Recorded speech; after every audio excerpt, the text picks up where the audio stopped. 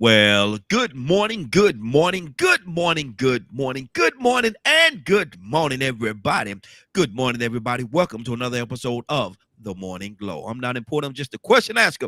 My name is Raheem Ajman out of Atlanta, Georgia, but I got my brothers from another mother, but we got the same father. We here and hyena happy, elephant elated, and porcupine proud to be a part of your Friday morning. Thank God it's Friday. Boy, I can't sing, but if I could, I'll be somewhere getting me a Grammy. Lammy or Tammy or something. I'll be getting something this morning. But anyway, y'all know I can't sing, but let me do this right here. Better Don't not bring home Tammy. it better not bring home no Tammy. I bring home a Tammy, boy. I be in so much trouble. I don't know what to do. Look at I be sleeping on the front. I won't even be on the property. I had to sleep in the mailbox. Return the sender. Be stamped on my forehead. But anyway, let me say good morning to my brothers, and you all should also be a part. We got a lot of people that's coming in. TikTok, I see you this morning. Good morning to you all. Y'all are rolling in. Share the broadcast. Share the broadcast. Please share the broadcast because you're listening to DKM Media Group, DKM Media Group, and Associates. Now, if you want to be a part of it, it's real simple, very simple. Just give us a call 508-924-3521. Let me say that again 508-924-3521. Now, for the people that did not have a pen, 508-924-3521. Let me go to Brother Mo. Good morning, sir. How you doing this morning? Oh, I'm doing good. I'm slicking in the baby's bottom on a wet mirror. Good So Lord. I'm a blues musician. So the little things we do, and as we discussed, south of heaven, north of hell, right there in the middle. I'm doing well. Right there in the middle. Right there in the middle. And that's a good place to be. That's a good place to be. I believe I got this other brother on him. I believe he in the same place you at. Toussaint. I usually call him the wise man, but he don't like when I call him that. So I'm not gonna do it this morning. Toussaint, good morning, sir. How you doing this morning? I'm doing well. I'm glad I'm north and south myself. There you go. There you go. There you go. Wouldn't take nothing for it. Won't take nothing for it. It's a gift. It's a gift. Question, gentlemen. I'm gonna switch gears. Question this morning. Mormon started off with you. Yes, sir. These young people, and I be listening to them, man. They don't think I be listening. I be listening. I be paying attention. They got this saying that they say in this day and time. One of those sayings that they've been saying it for a minute, but they say, "I'm woke." I'm woke. Now you say in between, you say south of heaven, north of hell. Yes. They say that I'm woke. Man, they don't like me because I'm woke, man. I'm woke. What does that mean? What does that, when somebody say to you, I'm woke, Mo, what does that say to you? It depends on how I know them or where they're from, because you can wake up from a dream, you can wake up from a nightmare, or you can wake up to the willing ignorance of your own sleep of what's going on around you. So when they say they're woke, they may realize that, well, you would hope they realize the system and the games that are played within the system, and they have awoken themselves to their place in life and where they're at. It doesn't just become a slogan, just as it become, hey, I know what's up. Yeah. Unfortunately, that phrase has devolved into different things. But when they say they're woke, they should be challenged. In what way are you woke? What were you sleeping on that you didn't sleep on before? Wow, that's good. That's good. Toussaint, what do you say to that? You know, these young people coming to you and y'all have a little conversation. They say, man, they don't like me, man, because I'm woke, man. They don't like me because I'm woke. Toussaint, what does that mean? What does it mean to you to hear that? Well, I think that when we've been bamboozled from one place to another, whether it's who we are as a people, how we look at life, how we look to others, even in our beliefs. Mm-hmm. They feel like somebody has handed us and dictated to us what we should believe. Mm-hmm. And these young folks, they are awakening to not depend on anybody to give them nothing. Mm-hmm. Some of them, they out there to get it themselves. Yeah. Mm-hmm. Yeah, I mean, really, and I know quite a bit of them. And man, if you look, not all of them, but some of them, I can see them waking up Mm-hmm. to let me say it like this: to not raising their finger to get up in church to go use the bathroom. Wow. Did you get what I said? Yes, sir. Yes, sir. Yes, sir. Mm-hmm. You got that part? There's and there's so much tied in what you just said. There's a lot tied into that, brother. Yeah, I'm with you. I'm with you. Yeah, yeah. And they woke. Mm-hmm. Some of them are knocked, slapped out. Mm-hmm. Wow. They're not only sleeping and dreaming from a dream and a nightmare. I mean, they have they walking dead Mm-hmm. Mm. and don't even know it. Wow. So it's a twofold thing. Wow. They woke all right. Mm-hmm. Why is it? And I'm gonna shut up. Why is it that if I give you tell me my order is $5.67, and I give you a $2, $10 and 2 pennies, you can't figure out how much my change is. Mm-hmm. They're still sleeping somewhere in You woke all right. it. Wow. Wow. And Mo, what do you say about that, brother? Because a lot of times, they say that it sounds real good coming out of their mouth, but are they representing what they're saying? Are their words and their actions and their whole persona isn't lining up? In many cases, not at all, because we don't know and they don't know from what perspective they're coming from. If they're coming from a perspective of ignorance and stay within their ignorance, disavowing knowledge that's given to them along the way, then they're not fully awake. You can say you're woke, but you can still, someone can shake you and you're coming out of a deep sleep. And as soon as you come out of that sleep, you say, I'm awake, I'm awake, I'm awake. Yeah, yeah. Okay. But that you're aware of your surroundings. In that way, a person, who may say, I'm woke, I'm, with these jobs and things of that nature, but what are they doing to get themselves out of the current situation into a better situation? We talked earlier this week, the beginning of the week, about chasing that bag. What does that bag, chasing that bag mean? How are you, other than going to work every day, what are you doing to improve your skills? What's your next goal after you get your bag? Chasing a bag, every week you chase a bag and you get or every week to 2 weeks, you get a bag of money from your chasing, from your regular job. That's not enough. Not anymore. Mm-hmm. You gotta move in other ways right now. If you haven't prepared yourself, and the thing about it is, at what point are you woke to stop mismanaging your life? Mm-hmm. Stop mismanaging your relationships, your finance, your mentality, your spirituality. So you can be woke on. I'm woke to the corner guy at the in my area who have a little mini digital casino. Yeah. Where people are in there gambling every day, not realizing what's going on and how they're being cheated by foreigners in many cases. Some out of Africa, some out of India, some out of the Mideast. Who's woke in that situation when you go in that day? So it depends on where you are in your life and what phase are you waking up in. You can be woken up fully conscious. See, and that's good. That's good, because to something what I'm hearing, you could be walking around dead.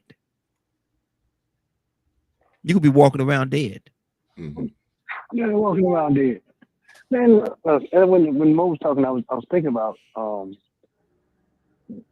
work in a place where I think the people that sweep the ground and clean up the ground, I think that they make more than $20 an hour. Mm-hmm.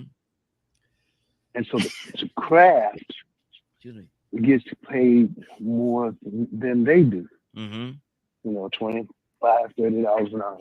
And these young kids come to work, and time they get their first instruction with their woke self, they done. Man, Yeah. I am. Man, I am. Man, I'm not finna do that. Mm-hmm. Great man, that man trying to tell. Man, what happened? Man, I quit.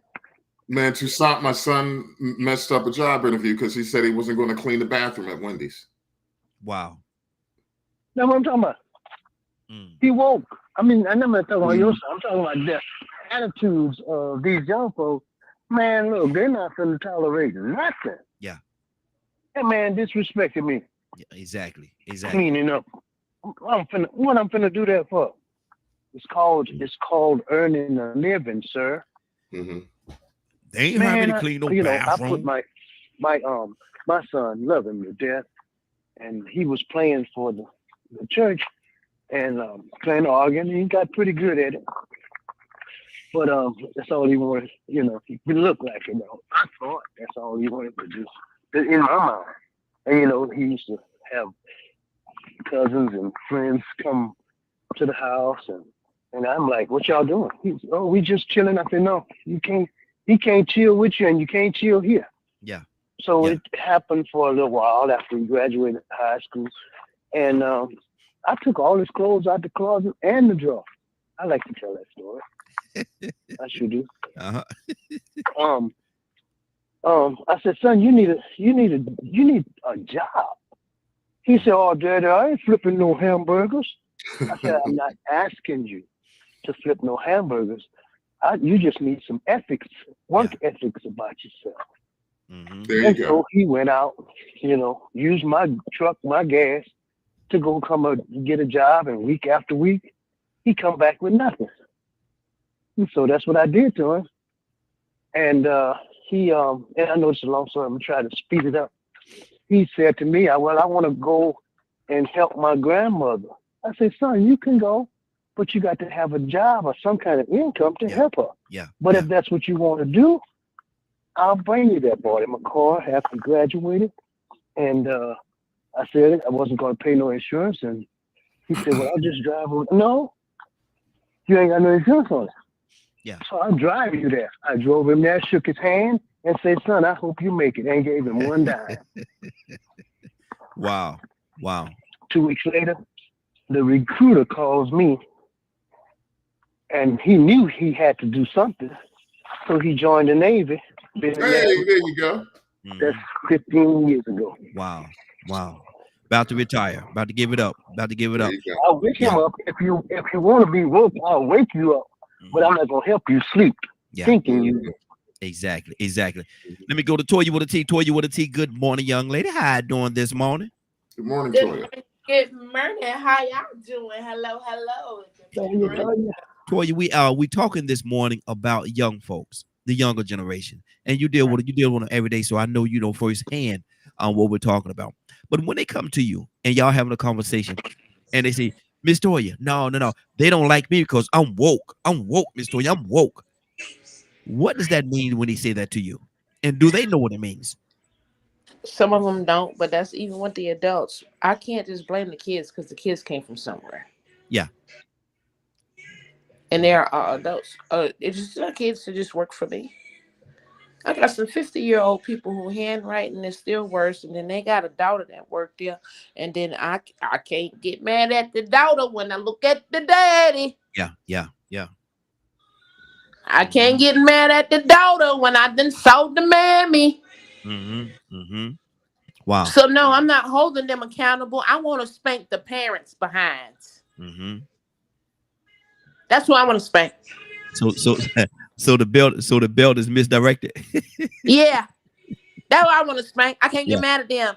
Mhm. They only learn what their parents teach them. And I have to say this about this comment. I heard a comment a few minutes ago because I'm a fast food worker, y'all. Yeah. I flip burgers.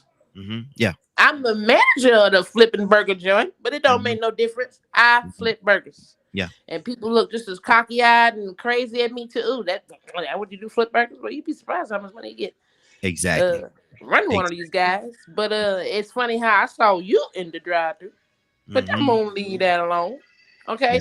Yeah. But You came through the drive-through. That wasn't your wife in the passenger seat that was head or leg over you. I ain't want to tell that part though. You ain't supposed to tell that part. You get folks in trouble. Don't do that. Look, Toya. Ooh. Thing is, Excuse me. where do we learn to work at? School's supposed to teach that? I'm talking about the kids No. right now. When you and your girls to me at 16 and 17, who taught them work ethic? Who taught them how to follow direction? Because I know good and well you ain't let them run around and tell you what to do for 16 years, and you think that you finna send them over here with me, and you think that I'm gonna be supposed to be able to tell them something. That gravy train stops right there. I mean, I just need to know. You say that they need to work, but I learned work ethic from my dad. Y'all. He told me, I don't care if you pick up, you just pick up, boop up, it is. Your hands on this, young.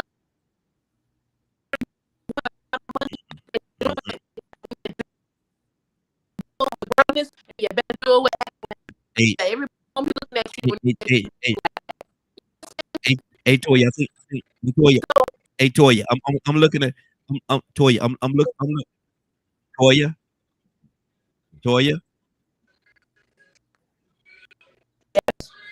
Hey, Toya, I'm looking at your feed, Toya, and they say your feed is real, is very weak. Your feed is in the yellow, and your verbiage is very distorted. So I think we have a bad connection. Can you go out and come right back in? I think can I respond to what Toya is saying in a bit? Absolutely, go ahead. Okay, so I have two 19-year-old twin boys, one ADHD, one on the autism spectrum, high functioning. I'm a single dad raising them up. When the mama was alive, she and I, we started with, they know what to do because we taught them that at home. But when kids get to a certain age, and we taught them a work ethic, kids go at a certain age when they're claiming they're quote unquote woke, but not listening and not aware. And my son, for example, he, as I said to you, went to a Wendy's, applied for a job, told him at the job that he didn't want to clean bathrooms because people over here are nasty. And he didn't want to work on a Sunday at Piccadilly's because that's his day he goes to church. I go to church. That boy ain't go to church since his mama died. Wow. Okay? So he was using that particular excuse. So we can't necessarily blame the parents on that when the kids have to make their own decision. And, when I was coming up, we had a civics course that we had to take in high school. We did career day where we sat in with judges in our city in East Orange, New Jersey, to learn what work is like and what you have to do. The problem with kids today is they're privileged because, parents in our day were like, we're going to work so very hard so you don't have to go through what we didn't have. And they took that, instead of realizing the sacrifices of their parents, they figure that it's their privilege. Remember when Hateville started to first come up and all the black folk were moving out there to the little mini mansions and everything else? It was the wild, wild west about 10, 15 years ago. All these young kids of privilege going out there being suburban gangsters, ruining things for people. That had nothing to do with the parents, other than maybe the parents giving them too much or not setting boundaries for them. I've always set boundaries for my son. That's one of the reasons that he's not in the house right now and won't be back right now because he went over too many boundaries. And now he's paying the sacrifice. Wow. And see, and I think what Toya was talking about, and she's back. Oh, she was back with us. Hopefully she'll come back in a second. But I'm thinking that that's what she's talking about right there as well, is not necessarily ones that's doing the right thing, that's pouring it into it, but she's actually talking about the other side of the coin. And I always speak on the other side of the coin because there are some parents that are not equipping their children. They're not equipping their children at all. And in that realm of it, these children are falling in the gaps. They're falling in the gaps. They're going for the okie doke. They're going for the okie doke, and because of that, they go to a place like with Toya. They go to a place like Toya, and they don't have it. They don't have it, and because of the fact that they don't have it, now she's have a choice: either pick up the pieces, put it back, put the puzzle together, or dismiss them. What do you do? Tucson, what do you do in that situation? Because you only have one or two options. You either could put the puzzle back together, put the puzzle together, or dismiss that individual. And what are you going to do if you dismiss them? Well, I heard a lot, and I said what I said to just make my point. I don't discredit anything anybody does. That's on you. Mm-hmm. Ain't got nothing to do with that. I'm just saying what my son didn't want to go in that field. That's fine, but you still got to work somewhere. Yeah. Mm-hmm. That was the point that I was trying to make. Mm-hmm. That's it. Yeah. So you wasn't putting it down. Yeah. Downplaying Yeah.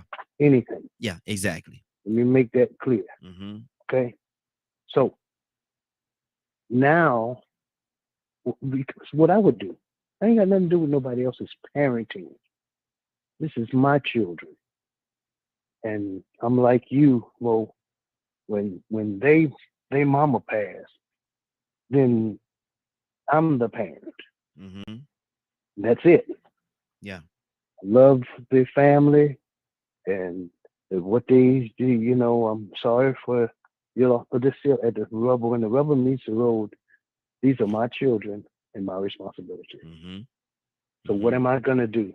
I would take them out in the yard, mow the yard, rake the grass, go change the oil in the car, change the flat, do this, do that, do that.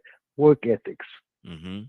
My father, he would take us to fields, and I was thinking when I was coming up, why in the heck is Daddy bringing us to these bean and potato fields, and we digging potatoes and all of this kind of crap, and then at the end of the day, the week they give us $10, and we had to give up our $10 so that we can help in the household. Mm-hmm. Why were we doing that?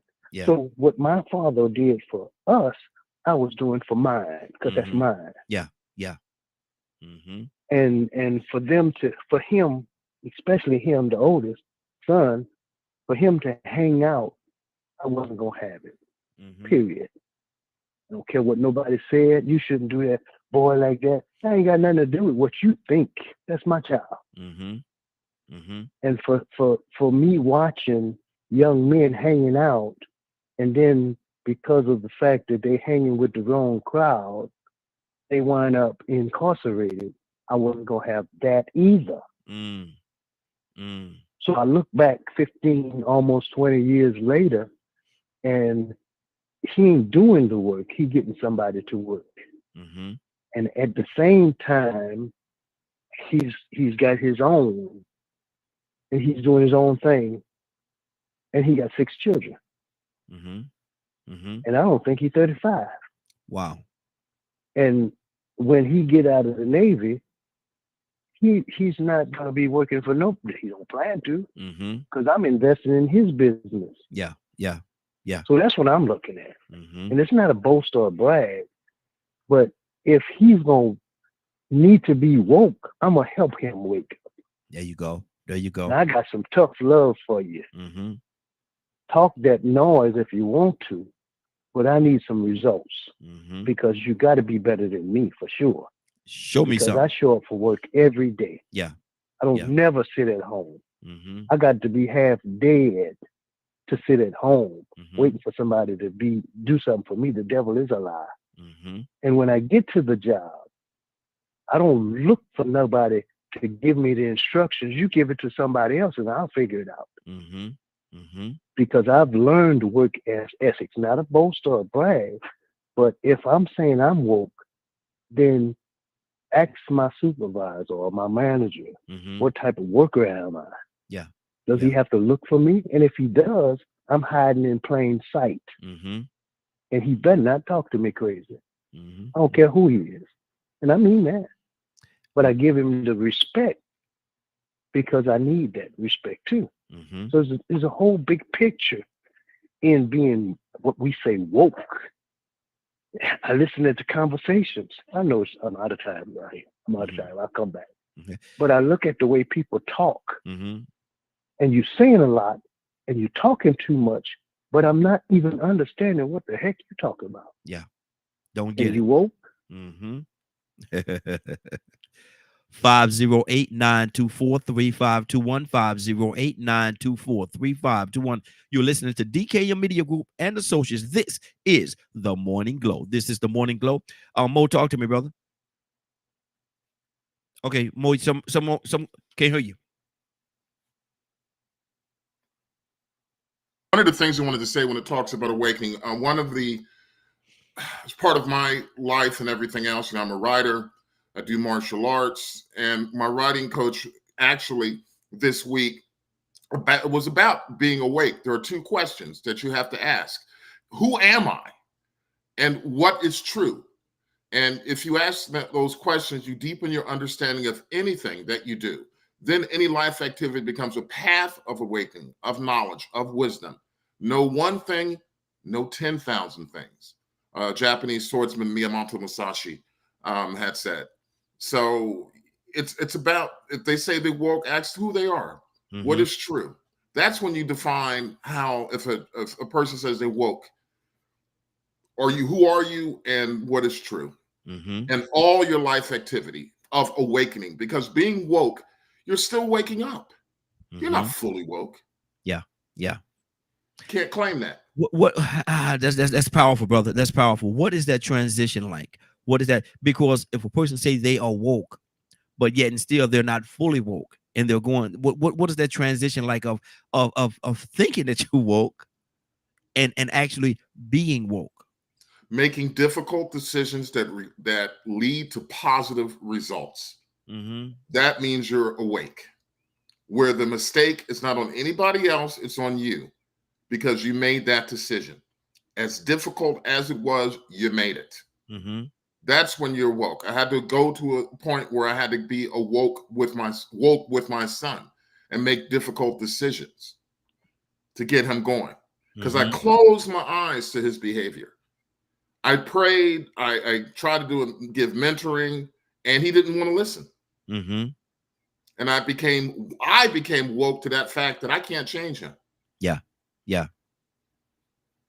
Mm-hmm. Wow. Brother, if we could talk this morning, if we could have a conversation this morning, I'm gonna ask you a question, and if I'm overstepping my boundaries, please let me know, and I'll back up. Say again now. I'm sorry. I'm trying to get my other son out the door. I see that up. I'm gonna ask you a question this morning, and if I'm overstepping my boundaries, please let me know, and I will back up off of it. Okay. But you said that the situation with your son and how you had to back up off of it, and how you had to do that, knowing that is your seed, brother. How did that make you feel? It was and you ain't got to hard. get all this your personal business, nothing like that. I'm just talking about how I'm willing to share. If you can give me, can we go to Toussaint and let me come back and let me get this boy out of here, because he's on the iPad, the other side, and won't get off the iPad. Well, let me go to Toy with a T is back with us. Toy with a T. I'll finish your thoughts. Sis. We had some, and your signal look much better right now. So, what's on your heart, sis? Talk to me. They say they woke. Are they really woke, or are they sleepwalking? Yeah, no, like I said, I'm getting that again. I'm gonna put it on the parents. If their kid think they woke, the parent think they woke. Mm-hmm. I'm learning that we are a reflection of our parents, whether we like it or not. Whether we like it or not. I know what my parents taught me, but I'm still a reflection of them. And it is their responsibility to teach me everything, even though I do have my own responsibility. So if they think they woke, like I said at work, the daddy think he woke. The baby think he woke too. But y'all are far from. Honey, have you seen your handwriting yet? You ain't eat it. What? What?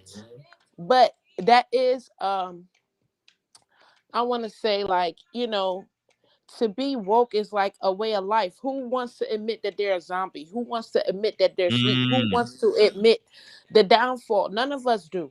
The people who aren't doing well don't want to admit that they're doing well. I mean that they're not doing well. You know what I'm saying? That's the problem of denial. You know what I'm saying? mhm, So mhm. again, I was just talking to my homegirl about this. We were just talking about this last night. Wow. Even though your child may be of an age where they should know better, you as a parent are still responsible for the Mhm. behavior and actions of your children, and you are the main source of their actions nine Yes, times come out on. of ten. So if they get to school, if they get to work, if they get to a place and they don't know how to act, you have had a very large percentage on how they behave. And it's a Mhm, time to stop and self-reflect on the parenting, because the bad parents think they did the basics too, but it does not mhm, mean that they were, you know what I'm saying, a good parent. I was raised by a single male, but he made a mhm, lot of sacrifices that I know he was real. I didn't have no time for that. He sacrificed the women, he sacrificed the time, he sacrificed a job to be there when I got out of school and help me. You understand what I'm saying? That's a mhm, whole different vibe when you out here doing other things that is not directly taking care of those children, like they're not supposed to notice it, and you're just barking the same rules. You know what I'm saying? mhm. Yeah, So yeah. for real, when I look at children, especially now, because I'm starting to see this pattern now that I'm back in management, right? After COVID, a lot of families are working together now. Okay. Mhm, And mhm, when you look at the caliber of the family members, I'm sorry, I cannot get mad at the 16 to 17-year olds, because it's just basically a trickle down effect. And until somebody stops and notices that there's a root cause to the problem and try to fix it, they're all gonna be walking around thinking they woke, but zombies think they're alive too. I'm just saying. mhm. So basically, they have become victims of their environment or of their surroundings. Well, I really can't say it's a victim, right? Because even with Mhm, me being from Brooklyn, being in the projects, coming from a single parent home, it's still a choice. You mhm. understand what I'm saying? And I remember even younger Ah, struggling. ah. I'm for real. I mean, No, no, no, struggling. no, no. Listen, Let me from say the this. projects, Raheem. Okay, but I understand what you're saying. No, no, I'm not saying that you're wrong. Please hear me when I say I'm not saying that you're wrong. But my point on this is, and I'm certainly not gonna say you're wrong, because I know that that does happen. So I'm not disagreeing with you at all. But I know that sometimes a person need a certain foundation laid out for them, because a lot of time a person gonna walk the path that's in front of them. And so if like you said, if them parents are not taking responsibility for those children to pour the positive things into those children, they're going to consume, because nobody want to be hungry. So they're going to consume the negative things that's there, that's easily accessible to them, and they're going to miss it. And so, the parents have great responsibility. Yes, the parents have to do their part, absolutely.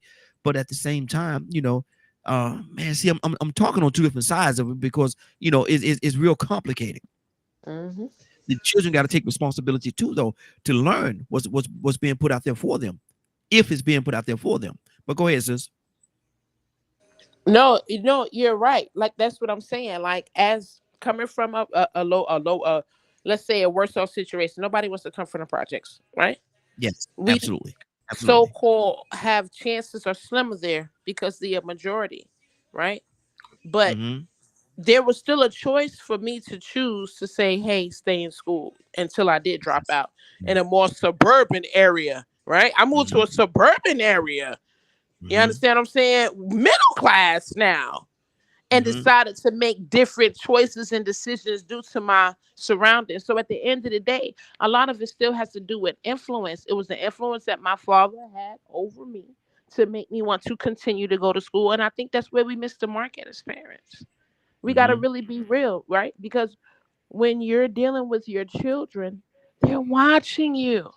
Yep. And you can try to be right and do right and say right all you want to, but we know the real. And I think that's when it causes friction, right? When I started to notice my dad was an alcoholic, that's when things started to kind of go left. Why should I listen to you? Wow. You understand what Wow. I'm saying? Wow.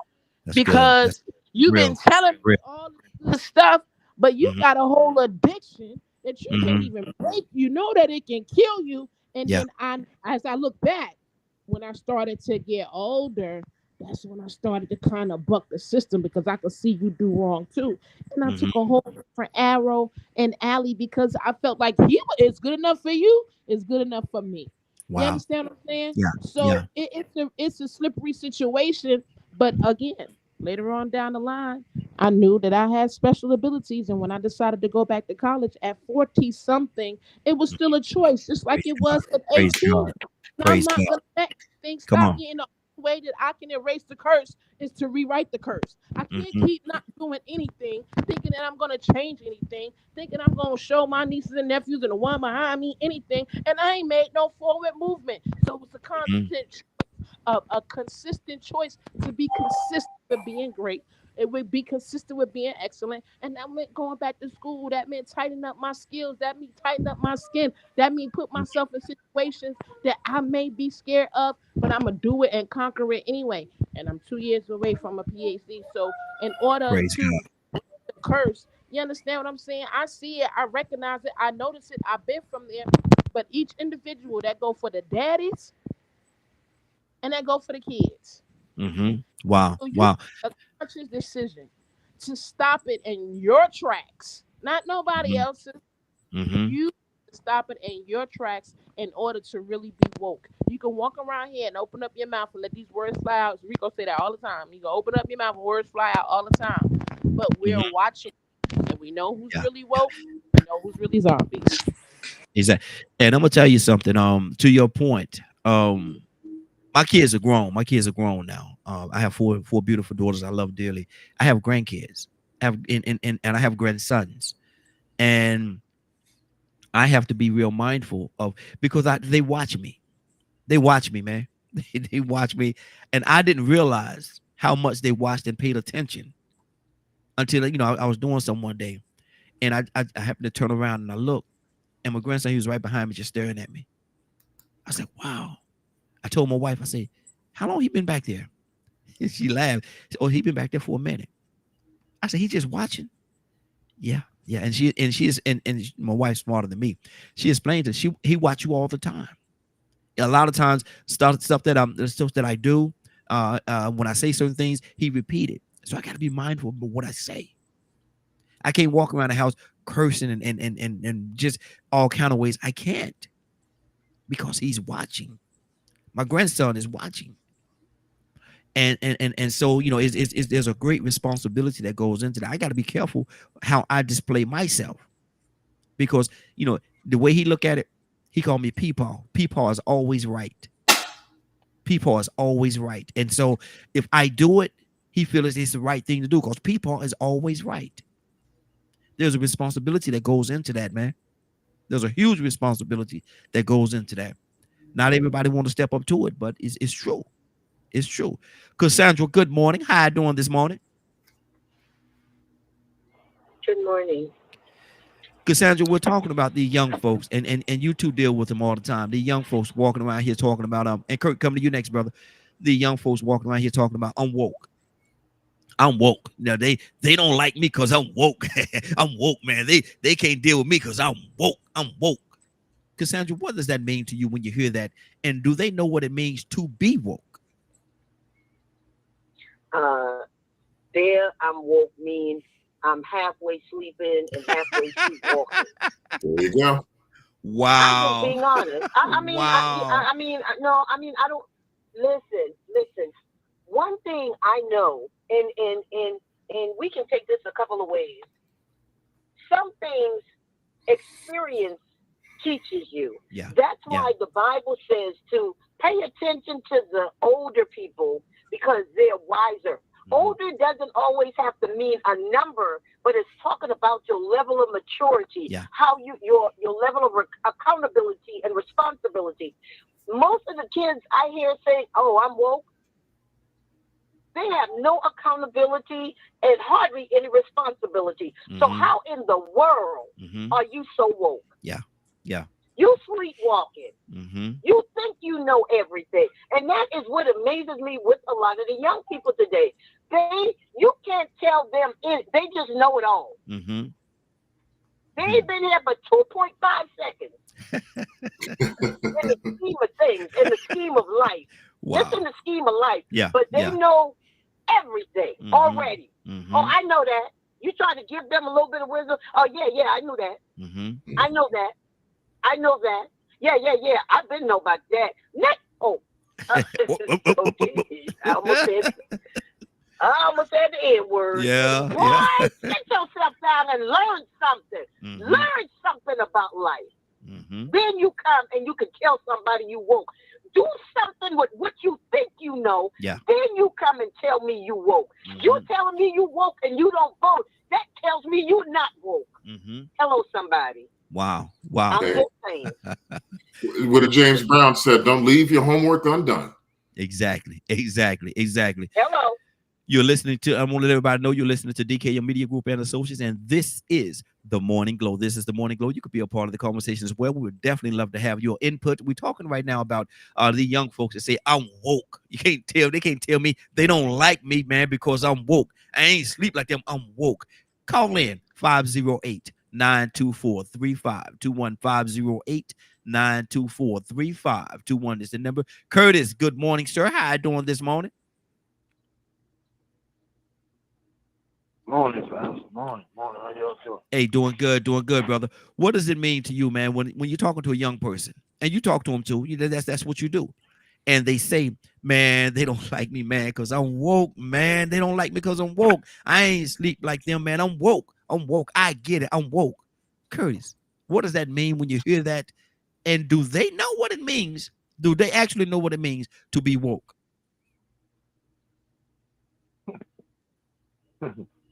Come on. They woke. They woke. Mm-hmm. Yeah, I said they woke. They Mm. woke the conspiracy theory. Mm. And there's been Yes. nobody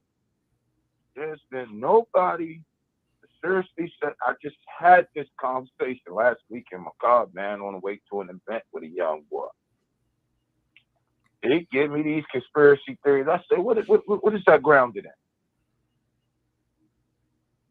Because Mm-hmm. any good conspiracy theory should be grounded in something or some form of fact, that there should be points of facts that you go to in every conspiracy theorist that'll take you to a place where, okay, I might be able to understand that.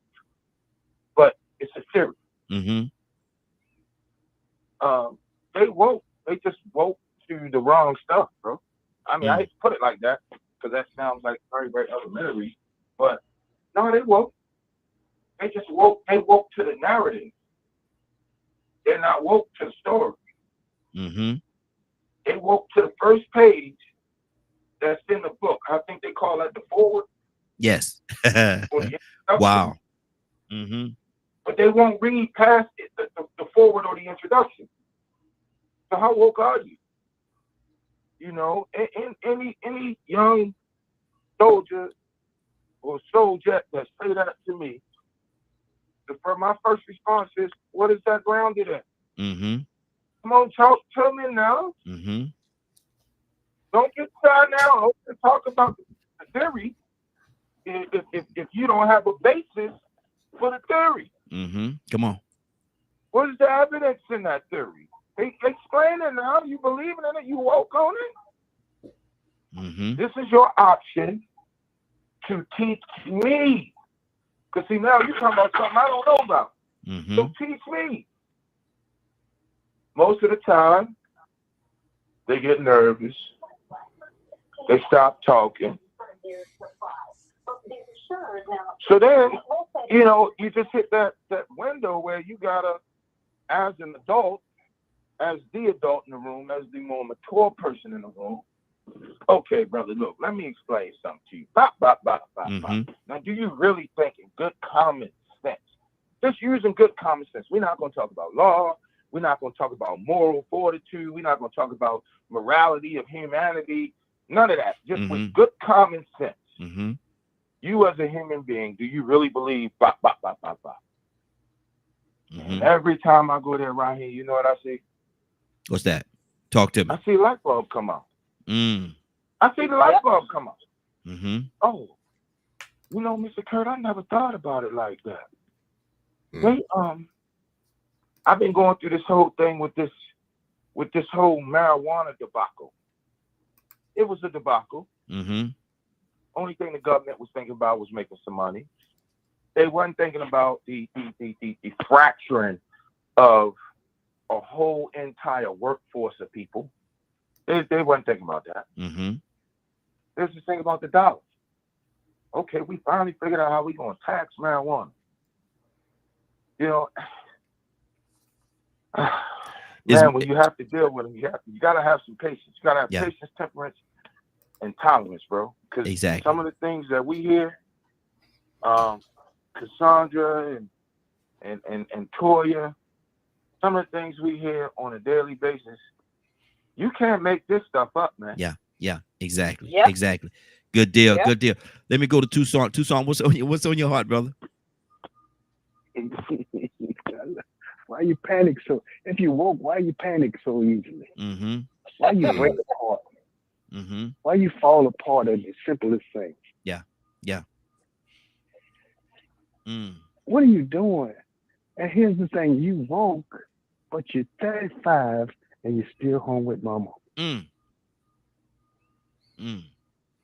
I'm woke, see. You can't I'm woke, put see, gas because in I your know. car. I'm woke, see, because I know if I go out there, see, I might be out there. But if I stay in here, you see, I'm in here, and so I'd rather be in here than out there, and so that's why I'm still at home with mama. See, Yeah, can I really got to say this. I told my son.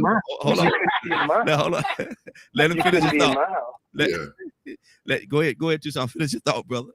You couldn't be in my house. You couldn't be in my house. Mhm. Woke like you are, playing video games all day long Mhm. and Yep. can't spell. Mm-hmm. Yeah. You don't know how to, you mean to tell me you come through all high school and you mean to tell me you can't have a decent conversation with nobody without flying off the handle? Wow. And you woke? Oh, that is so true. Mm-hmm. What did you just say? Yeah. You wide open woke. Your eyes is wide shut to me, but you telling me you woke. Okay, come on. Walk with me for a minute. Mm-hmm. Let's go over here. Now, here's this problem. Solve it. Mm-hmm.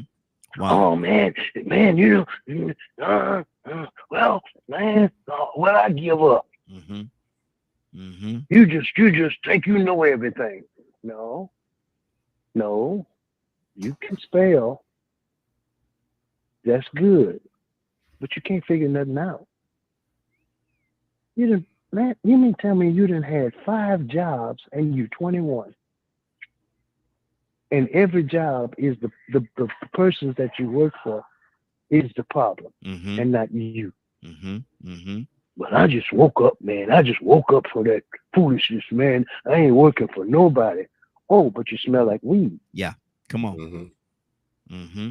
Exactly. Wow. Oh, okay. All right. So when you get to where you're going in your own business, why they kick your door down? Mm-hmm. Mm-hmm. You got your own business.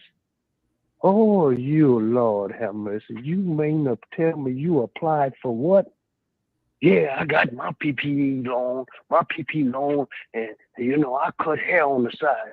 Where your barbershop? Where your license at, sir? Mm-hmm. They're gonna come get you. Yeah. Exactly. Well, I done woke up. Oh, you woke up, but they still got something to call IRS. Mm-hmm. And you're gonna have to answer. Man, tell me, I had a young man, he was woke, and he had 2-3 cars. He had a house in the city and building a house on an acre of land in the country. Mm-hmm. And he tells me, oh, every time I turn around, you always talk about bills and this and that. And he pull out a wad of money. He said, I ain't working for nobody. I said, look, here's the thing.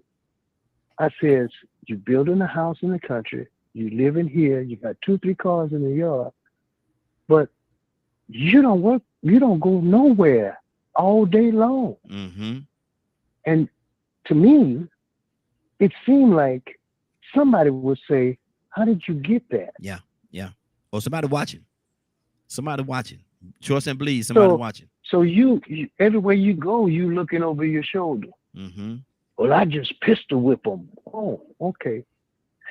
2 weeks later, you call me with my working self, with my ignorant self working for them folks, and you want me to bail you out all of a sudden. And now you, Mr. Pistol Whipper, you crying. Mm-hmm. Mm-hmm. Oh, Mm-hmm. I see. Yeah. You woke all right. Mm-hmm. Uh-huh. Wow. 508-924-3521.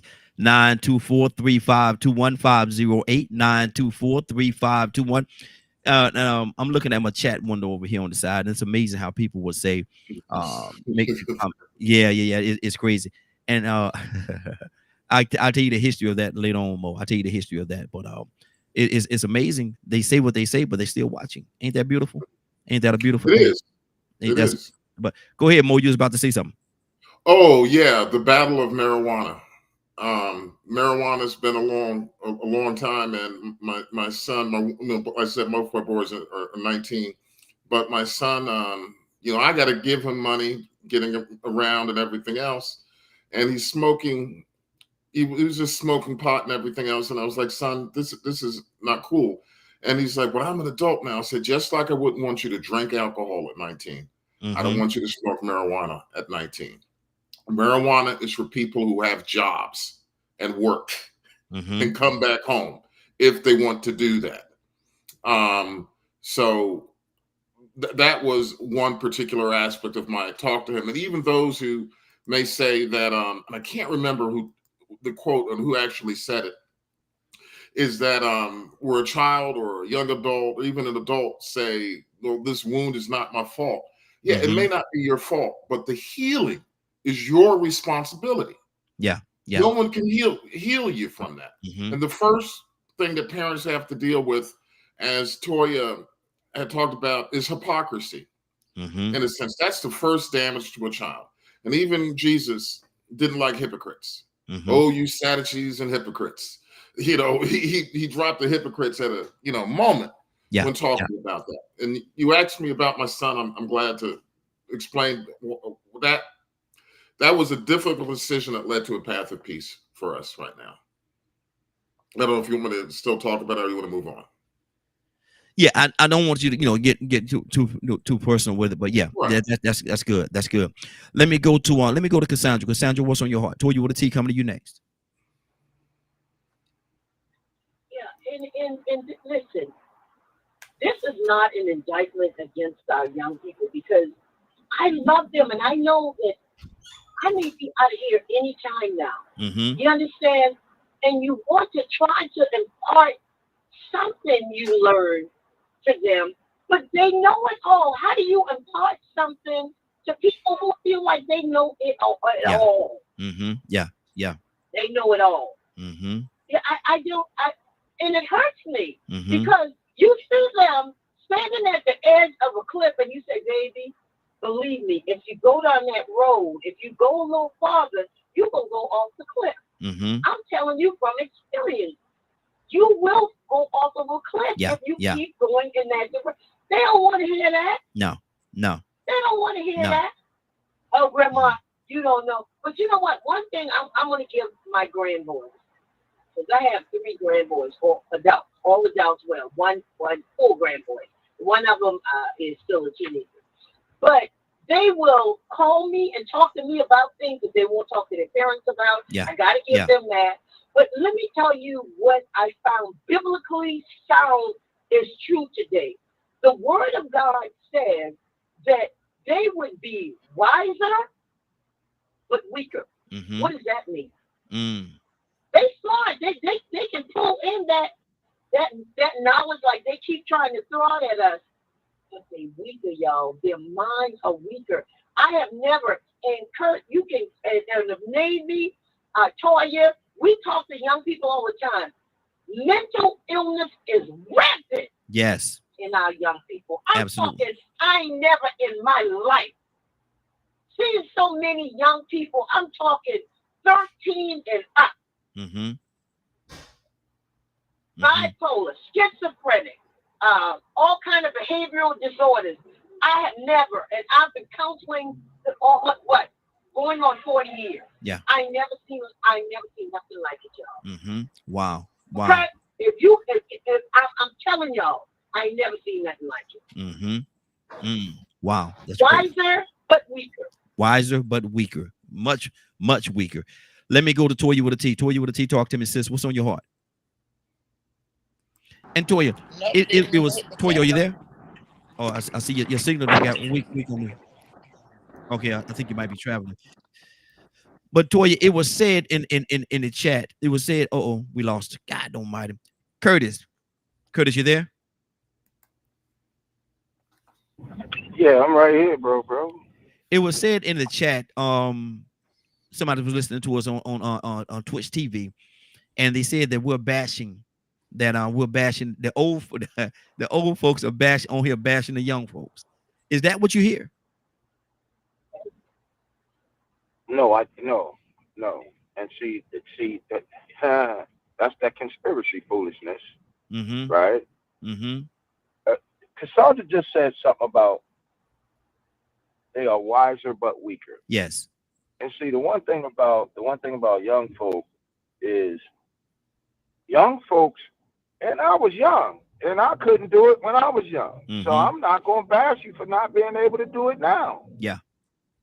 Young folks can't take inconvenient truths. Mm-hmm. They love truth. Mm-hmm. I've never seen a generation love more truth than this generation right here. Mm-hmm. But they can't take inconvenient truth. And all truth is not convenient. Some truth is inconvenient. Yes, sir. Right? Cassandra is right.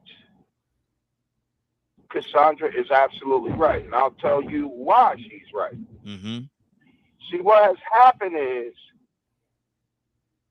in this age of technology, the power structure has tried to turn the human being into a robot by adding in a bunch of theory on top of theory, theory on top of theory, theory on top of theory, theory on top of theory, theory on top of theory, theory on top of theory. Mm-hmm. Now, when the human being receives a theory, its natural state is to try the theory. Mm-hmm. Mm-hmm. But soon as they go or move to try, the power structure adds another theory. Come on. Adds another theory. So what happens is the human being winds up walking around with a whole bunch of theory, but with no applied theory. Mm-hmm. Which removes, guess what, Raheem? Guess what that will remove? What's that? Your ability to have common sense. Wow. So watch this. I remember one time I heard this. So are we saying that the young folks don't have any common? Are we saying that the young folks don't have any common sense? No, listen. I'm gonna tell you something that I had somebody say to me, a very person that I admire. Kurt, babe, let me just inform you. Common sense.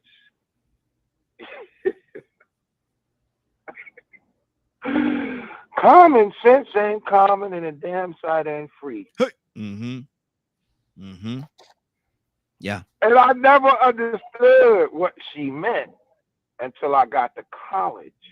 Mm-hmm. And my professor, who was 40 years her minor, said the very same thing to our choir class. Wow. Mm-hmm. Wow. Wow. You got like, I just wish that both us as the mature folk And them as the younger folk, I wish we would stop looking at fault in each other. Mm-hmm. Because the truth be told, the only way we're going to gain a greater understanding of our human condition and our human purpose is to understand our collective human cause. Mm-hmm. We're not trying to do that. We're using they just always trying to bop, or them young folk, they just don't want to listen.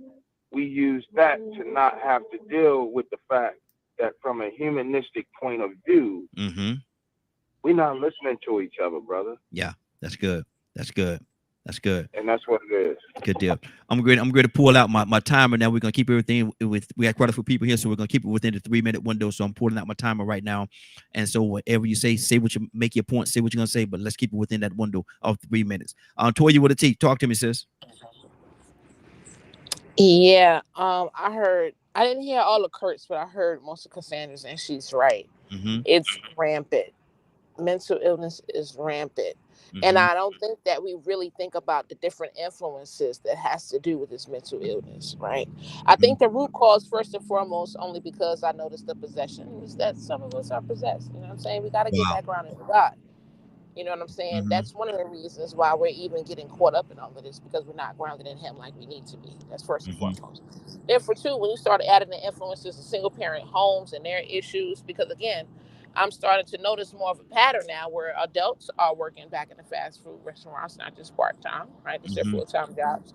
But I'm also noticing that these are the fathers that were in jail wrongfully, started selling drugs in the 70s, right? Yeah. So they have their learning disabilities already, and then they're having their issues that they never got addressed with their kids, and their kids and them are coming to us. You understand what I'm saying? So there's a breakdown that is all the way across the board that helps to influence this mental illness, right? You already can't comprehend well. You already can't write well. You already can't keep up. And now society is requiring triple what we used to be able to do to survive. Yeah. Yeah. It's smothering and it's drowning and it's too much. And this is why I see why people are breaking. We're putting ourselves in situations, having these kids, knowing we ain't got money, men and women, knowing that we have not properly educated ourselves, knowing that we've come from broken dysfunction, and no one is trying to fix it. You know what I'm saying? One thing I will respect about the young kids, though, is that some of them are not following in the steps of their parents. Yeah. Some of them are trying to get married and have kids and stay together. Some of them are trying to become millionaires and billionaires. Some of them are trying to get outside of the box that I think that we have not been trying to get out of, right? They want to know, when you tell them something, they want to know why. Because we haven't told them the root. We haven't laid the foundation. You know what I'm saying? So I'm not mad at them for just not following directions. Tell me why. You know what I'm saying? So at the end of the day, I still think that the reflection of our youth is still a reflection of ourselves. And we still got to tighten up as the adults before we leave them in control. Absolutely. Absolutely. Good deal. Good deal. We're going to keep this thing going. We're going to change this topic in just a second or two. But let me go to Mo. Mo, what's on your heart, brother? 3 minutes. The conversations that we're having are really good. I disagree with the notes. These are real conversations. And what I think young people forget is that they stand on the shoulders of giants. Toussaint, Raheem, yourself, Toya, Cassandra, all of you are giants. And kids right now don't seem to realize that they're in a better position than, where you say, for me, it was when I was coming up, my parents did a lot, and I was fortunate, and they worked for what they have. But I was never arrogant enough to believe that what they have was going to be mine, or the position that they positioned me in. Parents need to position their kids to be the most powerful. Was it Khalil Gibran in his book, The Prophet? He said, children are like arrows that are shot out along the path of life. God bless these arrows, but God bless the hand of the steady archer, the parent. We have to be steady archers, with this. And, saying that, and it's interesting because, like on NPR this morning, they were talking about the housing crisis. But the fact of the matter is that we continue to build houses that the future can't afford. Yes. We can't afford to bend to have a big house on a 2-acre lot and everything else. And then we get old and the children are expected, well, I'm going to grow up and have a house with a 2-acre lot. Guess what? You ain't getting it unless you make a certain amount of money or get to that point in your 40s. If you're a hard worker, unless you're blessed. I mean, some people can get out there and make money like crazy. But, it's reasonable expectations, understanding that there were others who came before you, and there's a vast body of knowledge and culture that children can step into. But media today, influencers today on the TV have these kids thinking that, that parents are holding them back. Yeah. They're telling them to have good work ethics, to get that first job. I remember when I came, I was working at a movie theater, right? In middle school, I was in elementary school. My last year elementary school, my middle name was Joseph, so they called me Joey. And my close family, I had Joey's Lawn Service. I used to go up and down, cut lawns for $5 a piece. Did an excellent job. So building the entrepreneurial spirit, letting them realize, yes, you can do it on your own, but what is your skill set? How are you developing your skill set? If you don't let your past hinder you, you're fine. Yeah, there you go. 508-924-3521, 508-924-3521. Let me go to who let me see what I got here. Tucson, hadn't spoke to you in a minute. What's on your heart, brother? We're going to change. This is going to be the last one on this topic, unless somebody else got something they want to say, but we're going to switch topic after this. Tucson, what's on your heart? Yeah, and I agree with that as a divide. As an echo too. But see, we are going off the scene. And we live in a mean and a nasty and a conniving and a tricky society. We got to have somebody to pass this baton to, but I'm reaching out to pass the baton and nobody catching it. That's a problem. Yes, sir. In the relay of life. That's an issue. We all got No. I know, Raheem. Yeah. I know, Raheem. I would got to stop it. But we got a life full of problems. But we come up with all kinds of problems, but nobody coming up with a solution. Resolve. Anybody can come up with a problem. Or we got a problem over here. Well, don't panic. Don't panic. Yeah. That's life. That's called life. Whatever it is. It's whatever issue that you run into, it's not the issue. There's a solution to it, because there's nothing. It's a rotation of how things happen in every one of our lives. And the way that society is going right now, and I'm gonna throw this in for free, they've excluded God out of all of it. Wow. That's a figment of your imagination, and the white man wrote the Bible and all that kind of stuff. And we are the true Israelites, and we've been bamboozled. Okay, all right. I know who I am. That's not the problem. How are you going to function in a manipulated society that people have been throwing out this scenario all this time? So since you are so smart, and I'm saying that these kids are brilliant, but the thing about it is when we try to head them in the right direction, what happens is what happened this morning. They bashing young folks. Yeah. And that's without instructions. Go ahead. No. Go ahead. Finish your thought. Without instructions, you get advice from your peers. And that happened to one king. I forgot who he was. It had to do with and the older men. He went to the older men, and they gave him advice how to run the kingdom. Then he went to his peers, and they said, treat him mean and nasty and ugly. And he followed the instructions of his peers. How did that work out for you? Wow. Listen to somebody that has some experiences in life, and you're probably better off. Yep. Listen to somebody that's lived. Listen to somebody that's lived. You know, I can't expect my grandkids to go in school or something and listen to people that's in the same grade as them, the same age as them, and want them to teach them something. They ain't lived. They ain't lived. Come and ask me. That teacher don't know nothing. That teacher don't know nothing. Yeah, exactly. Well, she's the teacher. Mm-hmm. Exactly. The reason why you're the student. Mm-hmm. Absolutely. Anybody else got anything they want to say on this topic before we move on? Raheem, that's why I sing and play the blues and have so many blues musicians who are mentors and everything else, because the blues is about history and music. And when you listen to some real artists, that's knowledge that's coming out, knowing that you are not the first person who went through heartbreak or a cheating woman. Mm-hmm.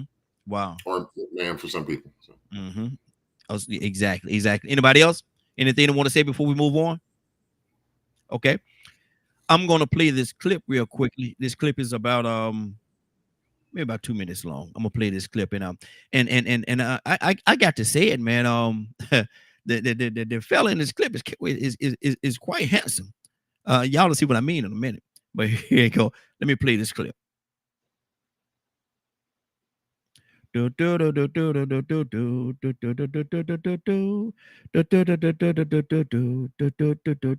where you at now? Got me messed up. There you go. Hello, everybody. My name is Raheem Algermain. I'm here at DK Media Group and Associates. We're having our first annual Spades Tournament. We're having a Spade Tournament. This is a Spade Tournament that we're putting on a community fundraiser event. If you think you know how to play spades, if you think you got the game down of spades, you got yourself a partner, or if you don't have a partner, you want us to pair you up with a partner, we can do that as well. But this Spades Tournament is going to be Saturday, April the 20th. Saturday, April the 20th. 2024. It's going to be over in Atlanta. It's going to be in Atlanta, Georgia. So if you're in or around the Atlanta, Georgia area, make sure you come out. Sign up early, because there will be no sign-ups at the door. There will be no sign-ups at the door. We have to get our brackets, get everything ready for when people come to play. We want to make sure that they're ready. They don't have to wait. We're going to come in. Doors open at 6 o'clock. The tournament itself starts at 7. Do not eat before you get there. It will be catered. There will be some amazing food there. For the people that do drink, there will be some drinks there as well. I don't drink, but some people do. And we will have drinks for those people as well. So make sure you come on out. It is a fundraiser. We're trying to take underprivileged elementary level kids on a free trip, all expense paid, to Six Flags over Georgia. You're participating in the game that you love. Spades would enable us to do the things that we need to do to help these children. Counting on you. Come on out. Let's have a great time. Saturday, April the 20th. Saturday, April the 20th. This year, Saturday, April the 20th. Get in contact with me. I will have the information on the screen so you can actually hit the link and sign up. Okay? Do it early. Please don't wait till the last minute, because if you come to the door, you'll be able to come in, but you won't be able to play in the tournament. All right. Looking forward to each and every one of you coming. Let's come together, have a great day, a great event for a greater cause. Looking forward to each and every one of you. Thank you in advance, and I will see you April the 20th. Good deal. Mo, you there? Yes, I'm here. Okay. Talk to me, brother. I'm going to be at the Spades Tournament. Yes, I'm sir. I'm gonna run a Boston on y'all. I'm gonna stick the big joker on my forehead when you think you got me booked. I'm gonna make you renege, you Negro. You're gonna cry and screaming. I'm gonna talk trash. And I'm gonna cut you. With my spade.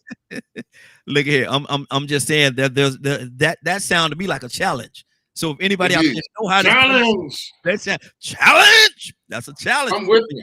Are you going to step up to the challenge? Or are you going to step up? I'm going to bring my lady friend. Once we're talking about the kids and what you have to sacrifice, I'm finally starting to date again after getting this rebellious Negro out my house. Oh, I don't need a Nat Turner. You're free already, boy. Wow. Oh, wow. 508-924-3521. 508-924-35. Go ahead and change this topic for a second. I'm gonna start off with Cassandra. Cassandra, are you still with us? Yes, I am. Cassandra, I'm gonna ask you a question, a very unfair question, but I want you to answer from your heart, okay? Fair enough? Yeah, I might lie, but go ahead. Throw it out there. Cassandra, what are you honestly afraid of? What am I what? What are you honestly afraid of? Raheem, can't nobody hear you. Can't nobody hear the question, Raheem. Okay. Hey, Cassandra, roll your window up. I think you got your window rolled down, Cassandra. There you go. Cassandra, can you hear me now? I'm on mute and I'm traveling into New York City, so I can't mute the Okay. sound. So Okay. I'm sorry. Gotcha. Okay. Let me come right back. Let me come right back to you. Let me come right back to you in just 1 second. Curtis. Unmute your phone. Yeah. Curtis, what are you honestly afraid of?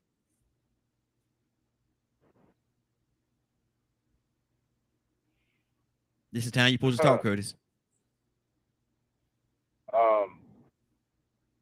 No, Raheem, at this point in my life, I'm not afraid of nothing, man.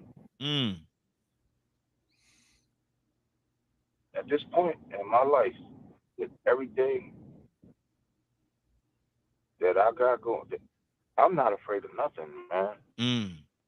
You know what I'm saying? I did not live the best of it. Now watch this. Now, me and you go fishing and a snake crawl across your feet. You ain't gonna jump. No, like I don't like my response time is not like it's a snake. I can always pick my foot. You know, thank God for lessons. You know, God will teach you lessons throughout your life, and when you start lining that up with what the scriptures say, and how they move, and you start really like applying the theory of what the biblical texts tell you, what am I jump for? I can always pick my foot up and put my foot right on top of the snake. I'm above the snake, right? And that ain't to say that I'm gonna sit here and play with it and wait for it to bite me. You know, I'm not foolish. But if a snake crawl past my foot, I'm gonna pick my foot up and put it on his neck, put it on his head. That's the easiest way to stop it. You put it on his tail, he's gonna swing around and bite you.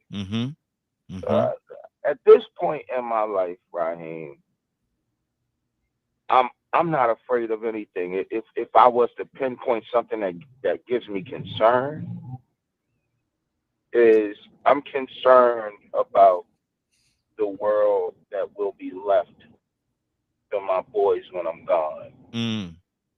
That concerns me. Every day I get up and every night I go to bed, I say a prayer that God, at night is God, thank you for protecting my 2 black boys. Thank you for holding them and molding them and keeping them close to you. Continue to protect them. And every morning when I get up, God, thank you for protecting my boys. Because looking at what's going on right now, you know, you done heard me say this before, and I'll say it again. When all this stuff was going on with the Trayvon Martins and the George Floyds and the Eric Garners and the Bernard Castros and all of that, man, God always, because I'm a creative, that's when I get my used to write poetry. And I'll never forget, man, he put in me one line, and one line said, as my eyes open to the ending of the night and the dawning of the sun, God, please protect, because I have one that won't run and one who carries a gun. Wow. That's I good. know what I raised, brother Raheem. I know what I raised, and I know the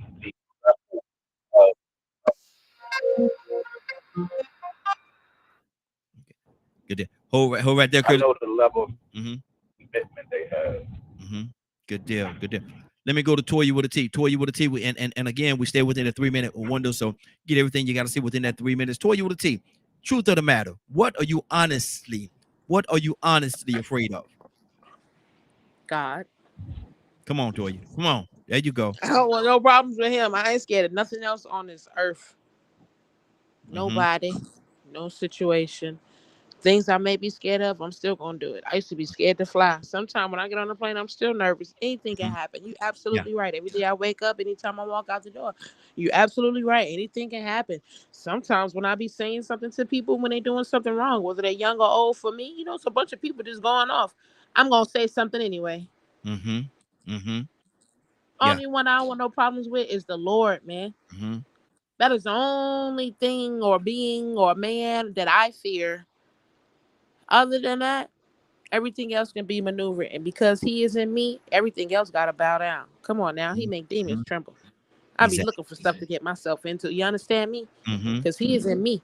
Now, I'm not saying I'm going to pick, but I am saying I will have a giant. I'll be looking for giants. And I haven't seen shot in rocks. And if he say sling, I'm slinging.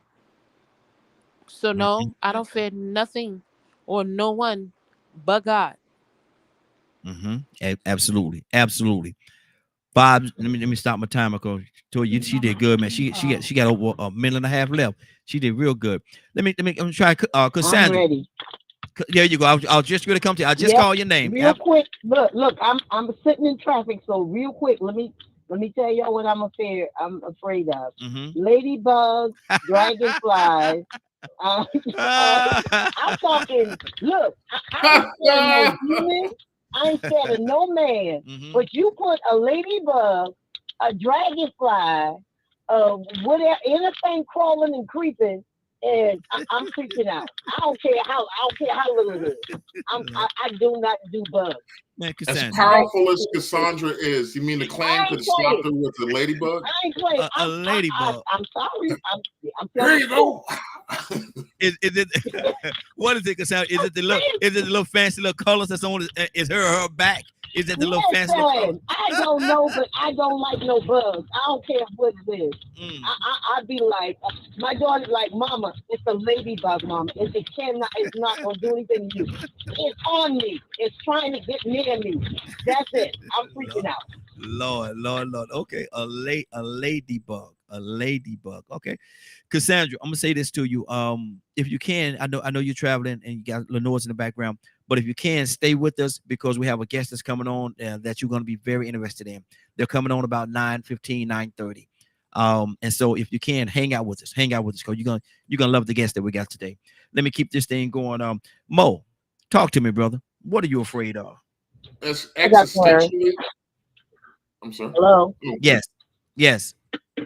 Oh no, I'm sorry. Okay. All right. Mm-hmm. Oh, Go ahead, Mo. existentially, I mean, Curtis hit it for me too. It's fear of failing my children, my sons. Mm-hmm. I only got two. There's only one thing that make me happy. I got two little boys, and they both call me Pappy, so I ain't studying. So I need to make sure of that. Outside of the existential thing, my biggest fear is being unhappy in life. You know, I've sacrificed so much for others that I don't want to be unhappy. I want to feel fulfilled. So unfulfillment is a fear for me. Wow. That's good. Donald Toussaint, if you had to sit honestly and answer this honest question, what are you afraid of, sir? Staying ignorant.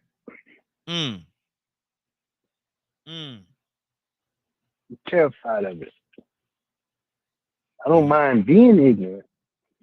That way, I done check myself and search myself. Mm-hmm. I done looked at me, not nobody else.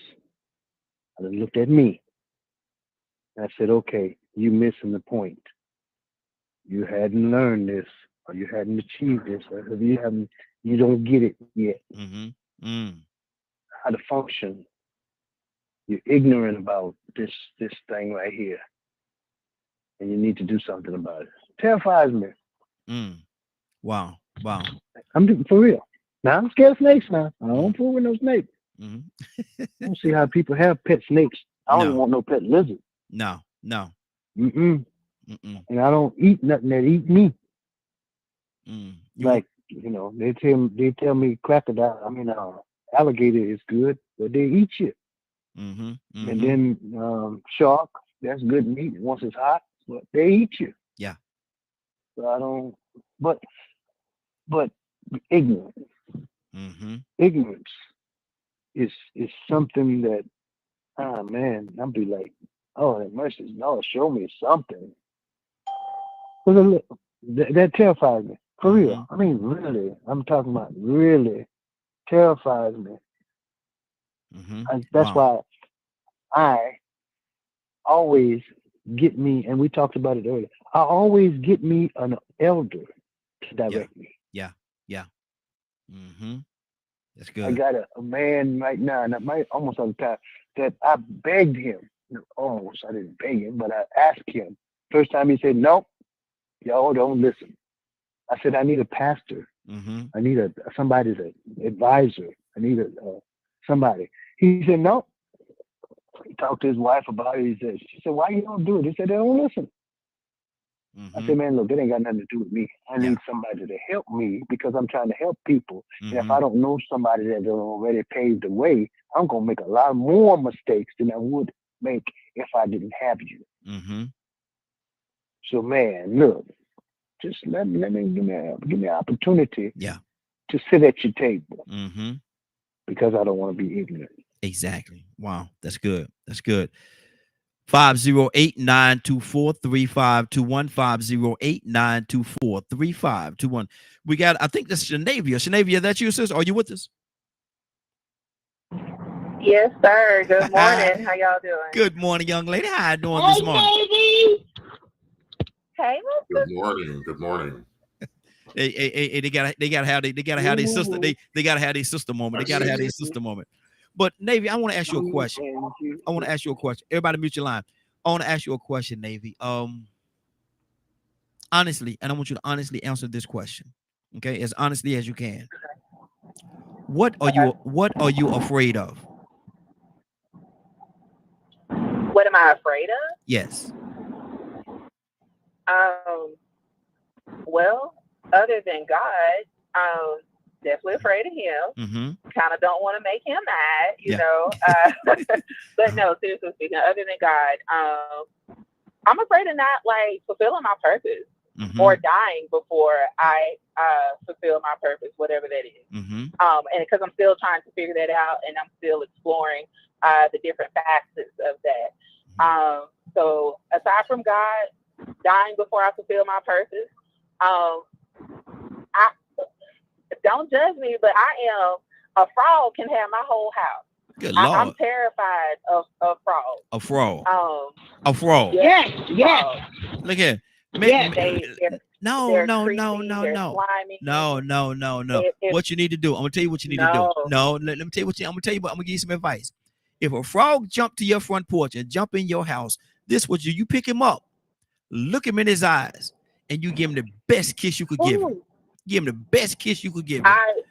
He I might could have There never you been a princess if that's how I was going to get married. I would just be single forever and ever. Amen. I cannot, will not. No, I will pack up and move. I ain't even got to go in and pack up. Like, I have literally sat in my car because there was a rain frog on my door and my neighbor had to come and get it. Like, I'm Wow. not messing with no frogs. I don't know why. I cannot tell you where that fear came from.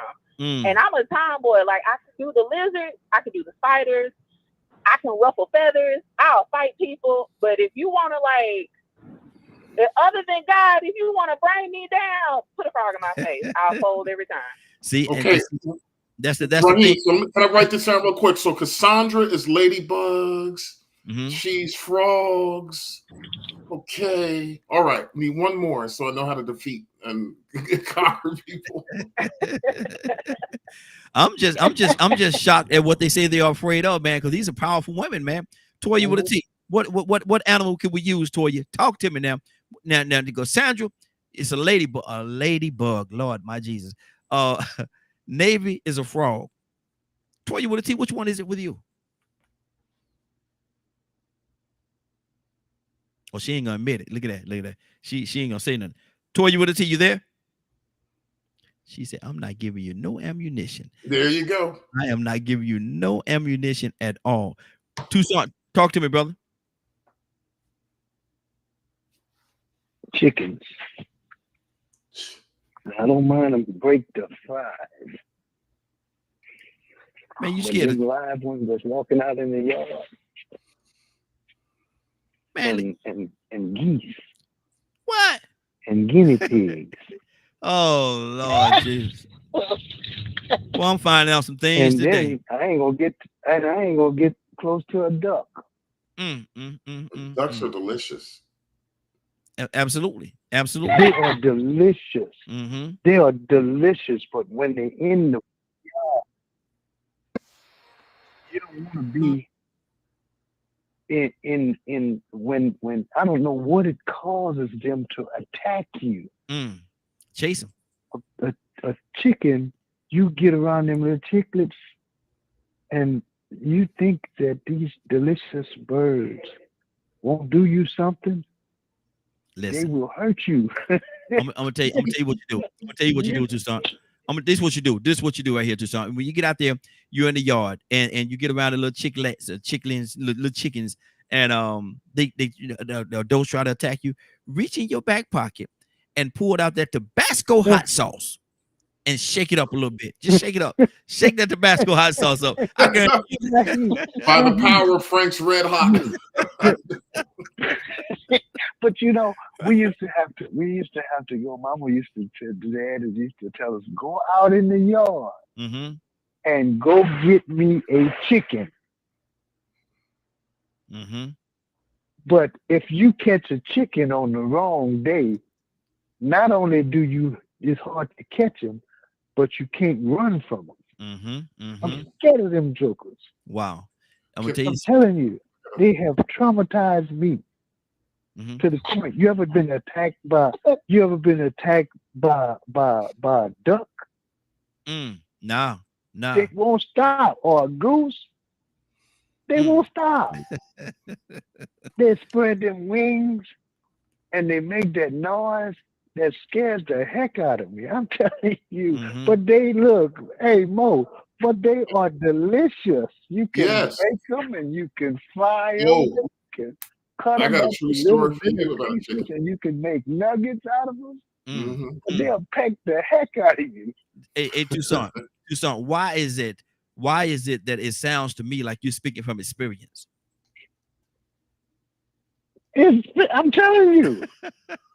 Tucson, have you been attacked by a duck? As a kid, I don't know if it was a child or not, but if they get you in the corner, you can't run no more.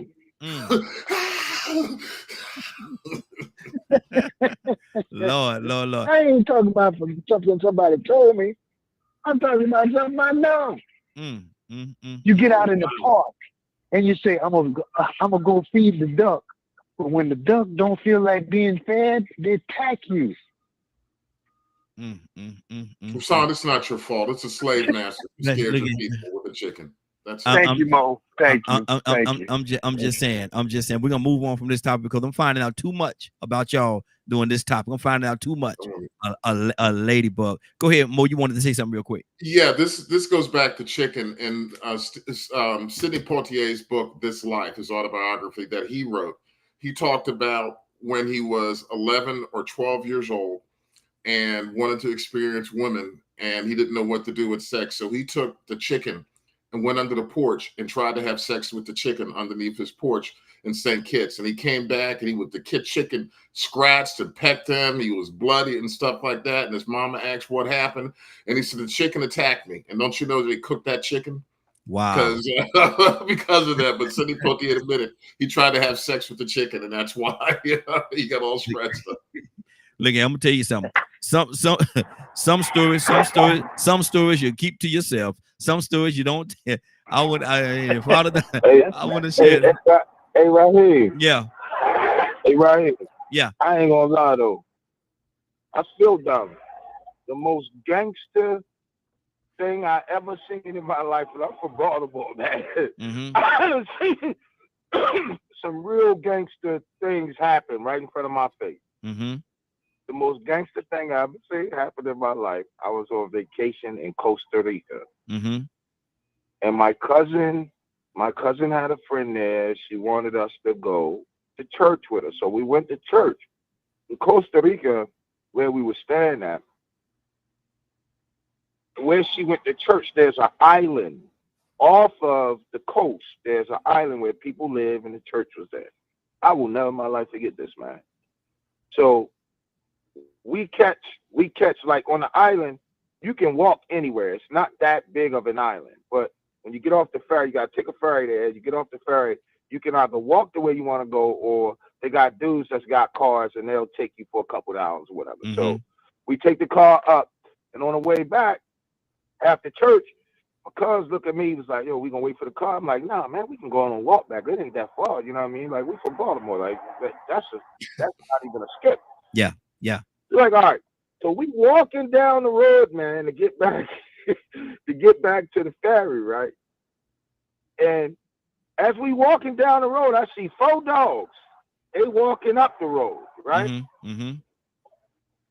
And then I see a chicken come out the wood.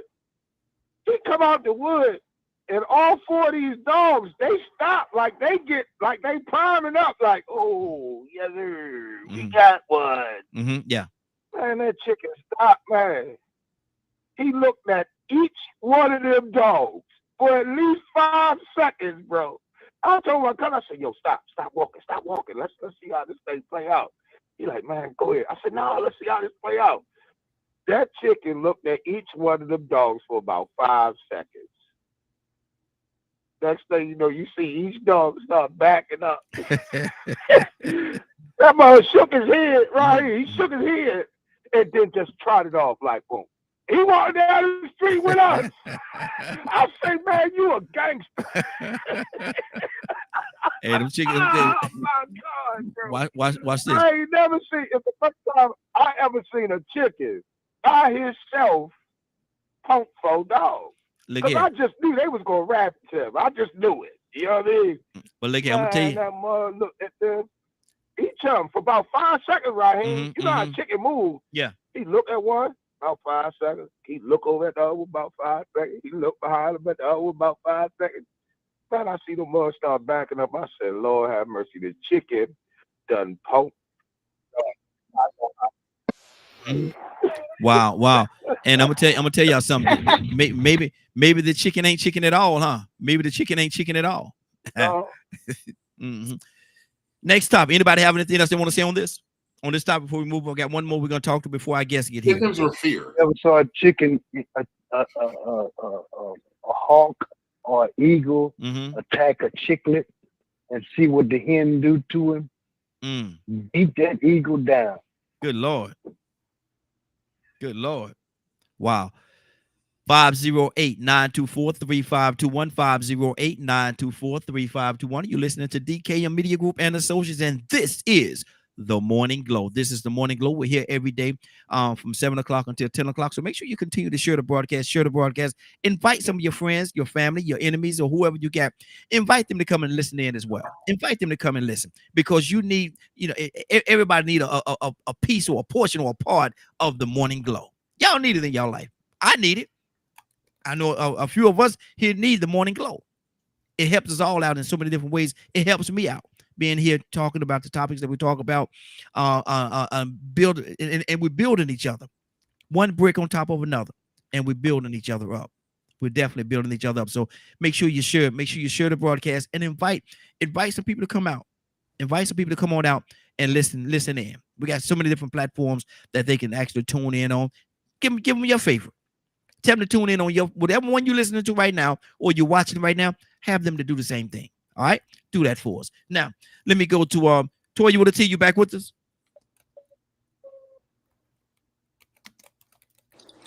Yeah, I'm here. Toya, I want to ask you a question. It's early in the morning. 4 or 5 o'clock in the morning. Your phone rings. Your phone rings, right? And you answer the phone, and in absolute honesty, they say that Toya with a T, this is your wake up call. This is your wake up call. We talk about this. We talked about the young people earlier in the broadcast. Now let's talk about each other. Let's talk about ourselves. Toya, what is or what would that be? What is your wake up call? Oh, I don't know. I guess I feel like the young folks. I feel like I'm woke. Mm-hmm. I mean, I got a call from the Lord that I feel like was my wake up call. And my wake up call that I wasn't doing the right thing. Mm-hmm. I wasn't Mm-hmm. following him. You playing yourself. You really possessed. But Mm-hmm. no, you're not. You need to be taking advantage of life. You need to be more happy. You need to be thanking God for things. And that was my wake up call out of the blue, out of nowhere. Get me Mm-hmm. back on track because I was off the path. I thought I was doing all right, but I was doing worldly things, doing what you want to do, not really taking people seriously, maybe a little Mm-hmm. hustling here, hustling there. You know what I'm saying? But I wasn't focused on God at all. You know what I'm saying? So for me, when our wake up call came, it was him. You know what I'm Mm-hmm. saying? He was that wake up call, calling me, letting me know that he need me to snap out of it, getting off course. I love you, but I need you to tighten up. I need you to remember who I am. You know what I'm saying? So when it comes to wake up calls, 4 or 5 o'clock in the morning, that sound around the time he'll wake you up and he'll start talking to you. That sound about right. Mm-hmm. That was the wake up call. God calling me, telling me to get back on board. Yeah. Wow. Wow. That's good. That's good. And we all have to get those wake up calls, man. They're very important. They are very important. Let me go to Tucson. Tucson, you get a phone call 4 or 5 o'clock in the morning. You pick up the phone and they say, Donald, this is your wake up call. What is that wake up call, Tucson? What are they saying to you?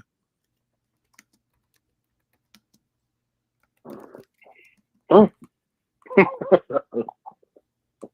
Oh man, I don't know. I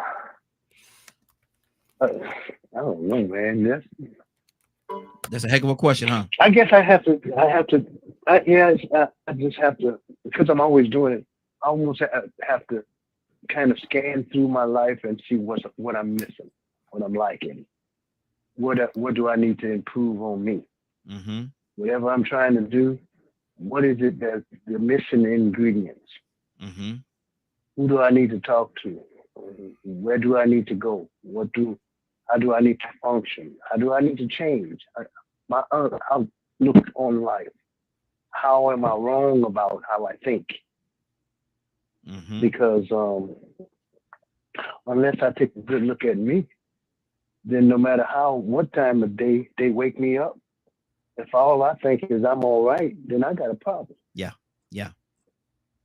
Mm-hmm. That makes sense. Mm-hmm. Wow. Wow. That wake up call, man. That wake up call could be it could be life changing. It could really be life changing. Mo, what do you say? What do you say to a brother? It's 3 or 4 o'clock in the morning. Your phone rang, you answer the phone, and they say, Mo, this is your wake up call. What are they saying to you? What are they telling you? Prepare yourself. There's going to be a drastic life change. Mm-hmm. And this happened to me just before past Christmas, where I found myself with my blood pressure 87/58 in the hospital and battling sepsis, to where my temperature got so high that they came in and put ice packs all around my body. My kids were at the apartment. They couldn't get to me at the hospital, and I couldn't get to them. And I couldn't call family, and I had no visitors at the time, even though I had friends, because no one came to me, and the angel of death came to me. And it wasn't a voice, it wasn't a female or male, it was just a presence that was telling me to give up. And I didn't do it. Once I got out of that hospital, I said, the kids say woke. I was not only woke, but the other thing the kids say, no cap. It was no cap. In regards to my relationships, I had broken up with my fiance because of issues with my son. And I said, I'll just be alone for a little bit. And when I'm ready to date again, I will date again. And it was it was a very hard thing, but it was a wake up call to ask me, all right, you almost died. Now what are you going to do? What's going to make you happy? What's going to press you forward? It was a true wake up call, and that's one of the reasons I'm talking to you and on the air with DKM Radio right now. Praise God, praise God, praise God. Cassandra, and glad you're here, brother. Cassandra, you there? Yes, I am. 3 o'clock in the morning, your phone rang. You answer the phone. Hello. And they say, Cassandra Alexander Green, this is your wake up call. What is that conversation like? What are they telling you? If you don't do different with your health and do some of the stuff you're being told, you are not going to continue to be here. That was my wake up call. And that's the true story. Yeah. Tell us about it.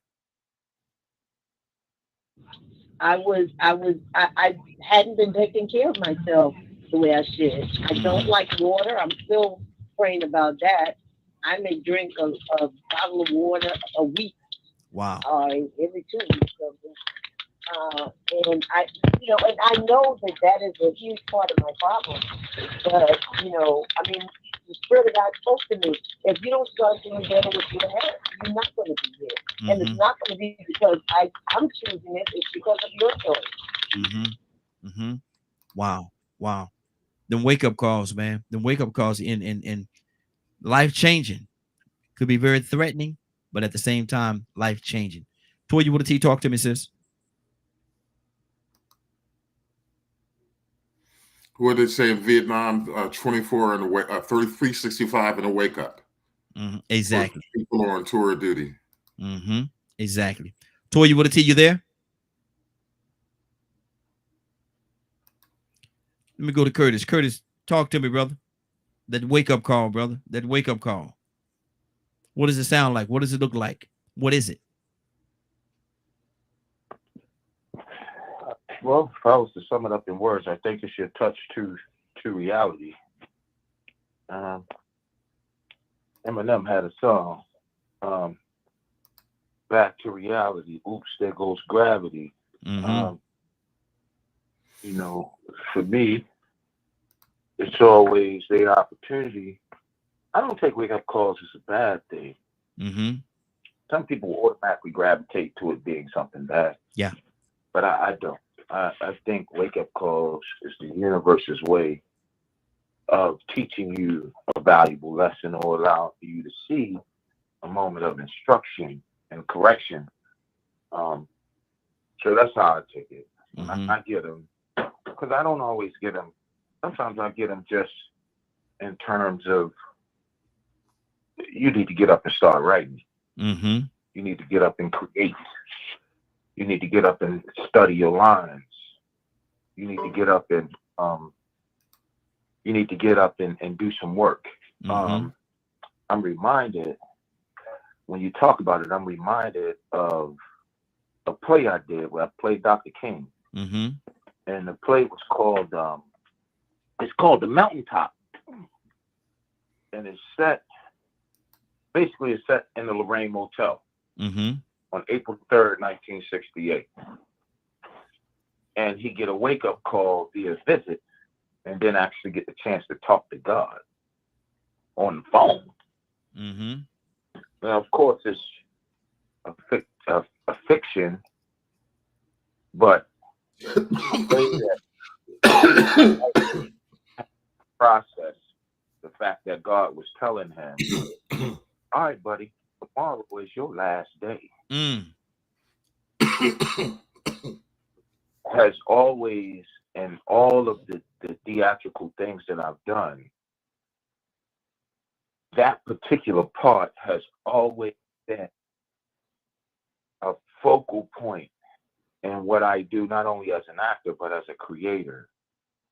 Because how do you process that? How do you process if God sends a messenger to you and they tell you, all right, Raheem, tomorrow at 6:37 p.m., you leaving this earth. No ifs, ands, or buts about it. You're leaving, buddy. you're leaving. Wow. Kurt, how do you prepare? How would you prepare for that? If you knew at tomorrow at 6, whatever it is, in the 6 o'clock hour, it's going to be your last moment. It's going to be the period on that sentence of life for you. How do you prepare for that?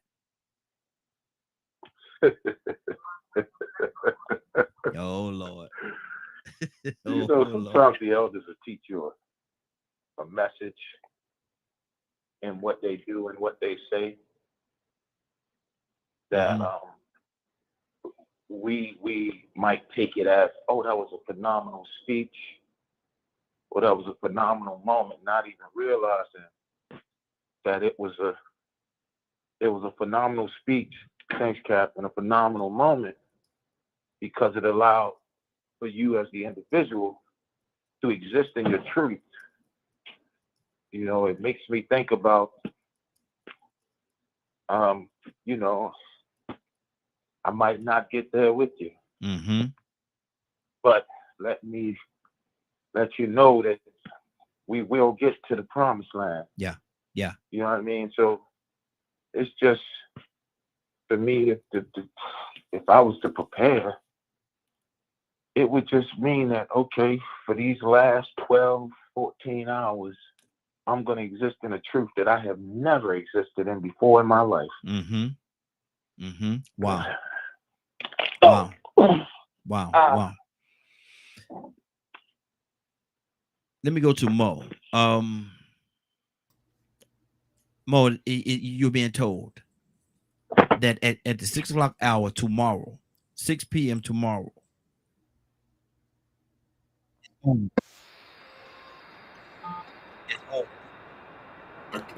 You dropped out. I can't hear you.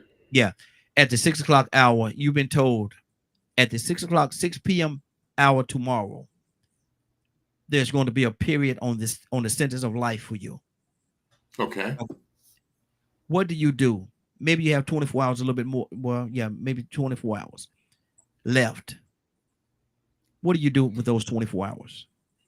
Well, I would look at the people who know that if I was gone, I would look at the people who realize that when I was gone, that I loved them and they will continue to love me. So I get in contact with, I do, people talk about life assurance, but I would want love assurance. I would want to be able to talk to those I love and be sure that they knew that I loved them and that they loved me. I would have no fear of judgment from God because the price has already been paid. I ain't killed nobody. You know, I did not willingly do harm to anybody. My heart will be lighter than the feather, of equal weight. So I would try to, people closest around me, I would contact. Everything else, you know, tell my sons that hey, whatever dad had is yours now, and tell them to remember your father and remember that he loved you and he loved family and that he loved God. Yes. And that I'm going to go to peace with them now. And don't you be afraid of me, and you walk with victory and not in grief. That's good. You know, when I'm viewed and not seen anymore. Yeah, absolutely. Toussaint, you get that message, man. It comes to you plain as day. At the 6 o'clock hour, 6 p.m. hour tomorrow. This thing that you looked at, that you call life, is going to be over. You're going to cease to exist. You have 24 hours, Toussaint. What do you do with that 24 hours? I would first thank God for the heads up, which it ain't coming. I don't know, maybe so. My grandfather told us that he was not going to be here. Forewarned. So he knew. But I thank God for that. I really would. And then I would probably ask him if he thought that my house was in order. Because I don't know. I know we all believe that we got our house in order. Yeah. But I would have to, since I got a 24-hour, I got 24 hours to seek forgiveness, to forgive, to replenish some relationships that I've damaged or have damaged me, Mm-hmm. so that I can lay down in peace. Mm-hmm. That's what I would do. I would have at least most of that conversation with my family and God. Mm-hmm. Wow. I spend the rest of that time. I wouldn't go nowhere. I wouldn't try to do nothing. I wouldn't try to catch up with nothing. I wouldn't try to resolve the forgiveness and that on my part and their part as best I could. But I'd be in a state that, Lord, I'm in your hands now. Mm-hmm. Nothing else that I could fix. Nothing else that I could do. I got this time, and I'd rather spend it with you. That's a Wow. line. Yeah, That was good. I heard you over there rapping. Yeah. MC2 But song. yeah, See, that's what I would do. That's what I would do. Nothing else.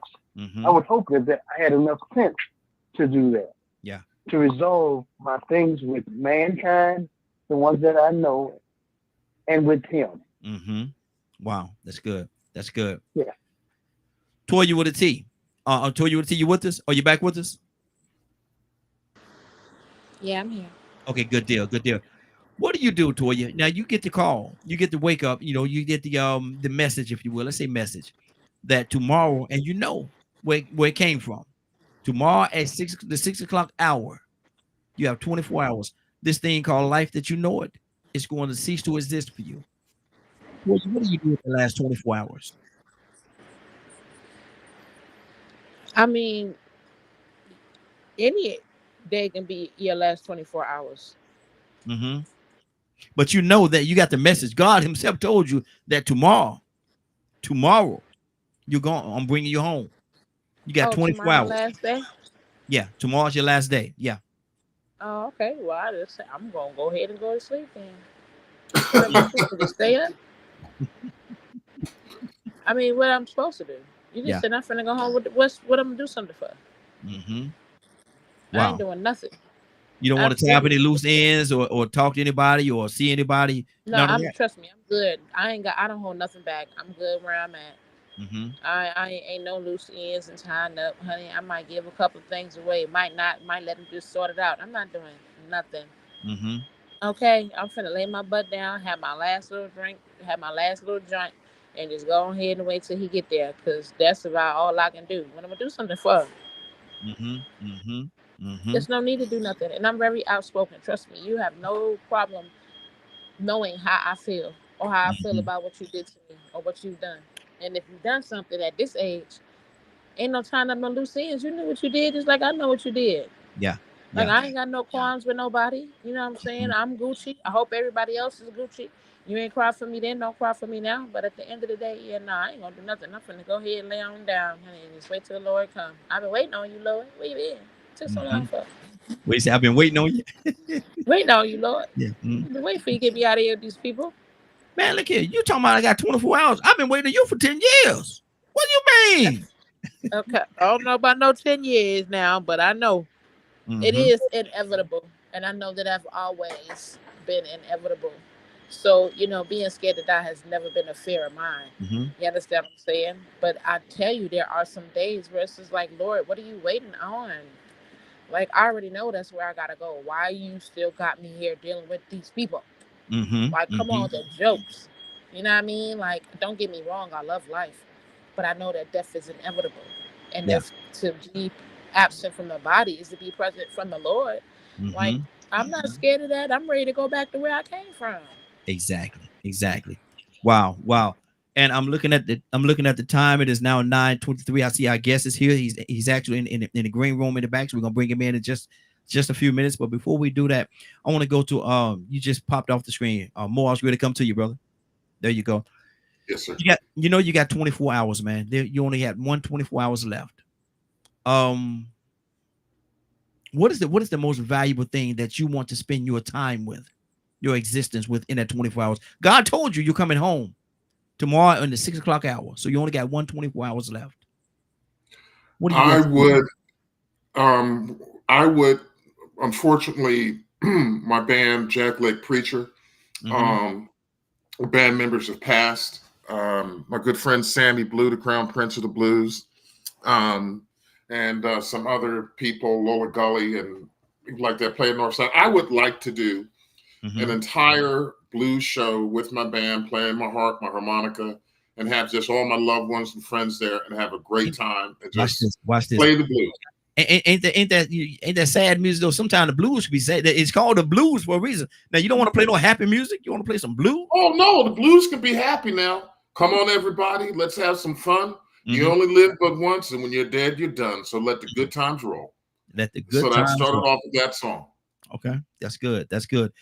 Tucson, we're gonna finish this. We're gonna finish this part with you, and then we're gonna bring the guests in, and we're gonna have a conversation with our guests. I'm so I'm pumped that our guest is here, man, and y'all gonna be very amazed as to who it is and what he does. Absolutely amazing work. Absolutely amazing work. But Tucson, what are you going to do with your 24 hours? I gather my family Mm-hmm. together, and I took it. And again, I would try to make sure that everything's okay with them. Mm-hmm. Mm-hmm. Get them prepared. Mm-hmm. And uh, you know what? I'd go and ask them if they want to come, and we're gonna go to the blues show with Mo Mm-hmm. and enjoy it. Yeah. Mm-hmm. Okay. Good deal. Good deal. Sure Well, would. I but I asked the question, but I'm the question asker. Normally I don't answer the question, but that's a pretty deep question, man. What would I do with my last 24 hours? What would I do with my last 24 hours? That's something. That's something to think about. You only have 24 hours left, and you know it. God Himself has came and told you that you have 24 hours, 6 o'clock hour tomorrow. This thing called life as you know it is going to cease to exist. What do you Can I do? have a slap fight? I'm sorry. Can I have a slap fight with Donald Trump? Could that count if he's willing? No, you're not. No, no, no. Um, what would I do though? What would I do? What would I want to do? Is there any loose ends that is there anybody that I've wronged that I need to go and make amends with?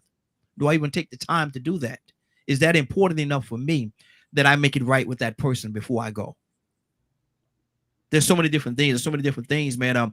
Have I done everything right by my family, my wife, my kids, and have I done everything right by them?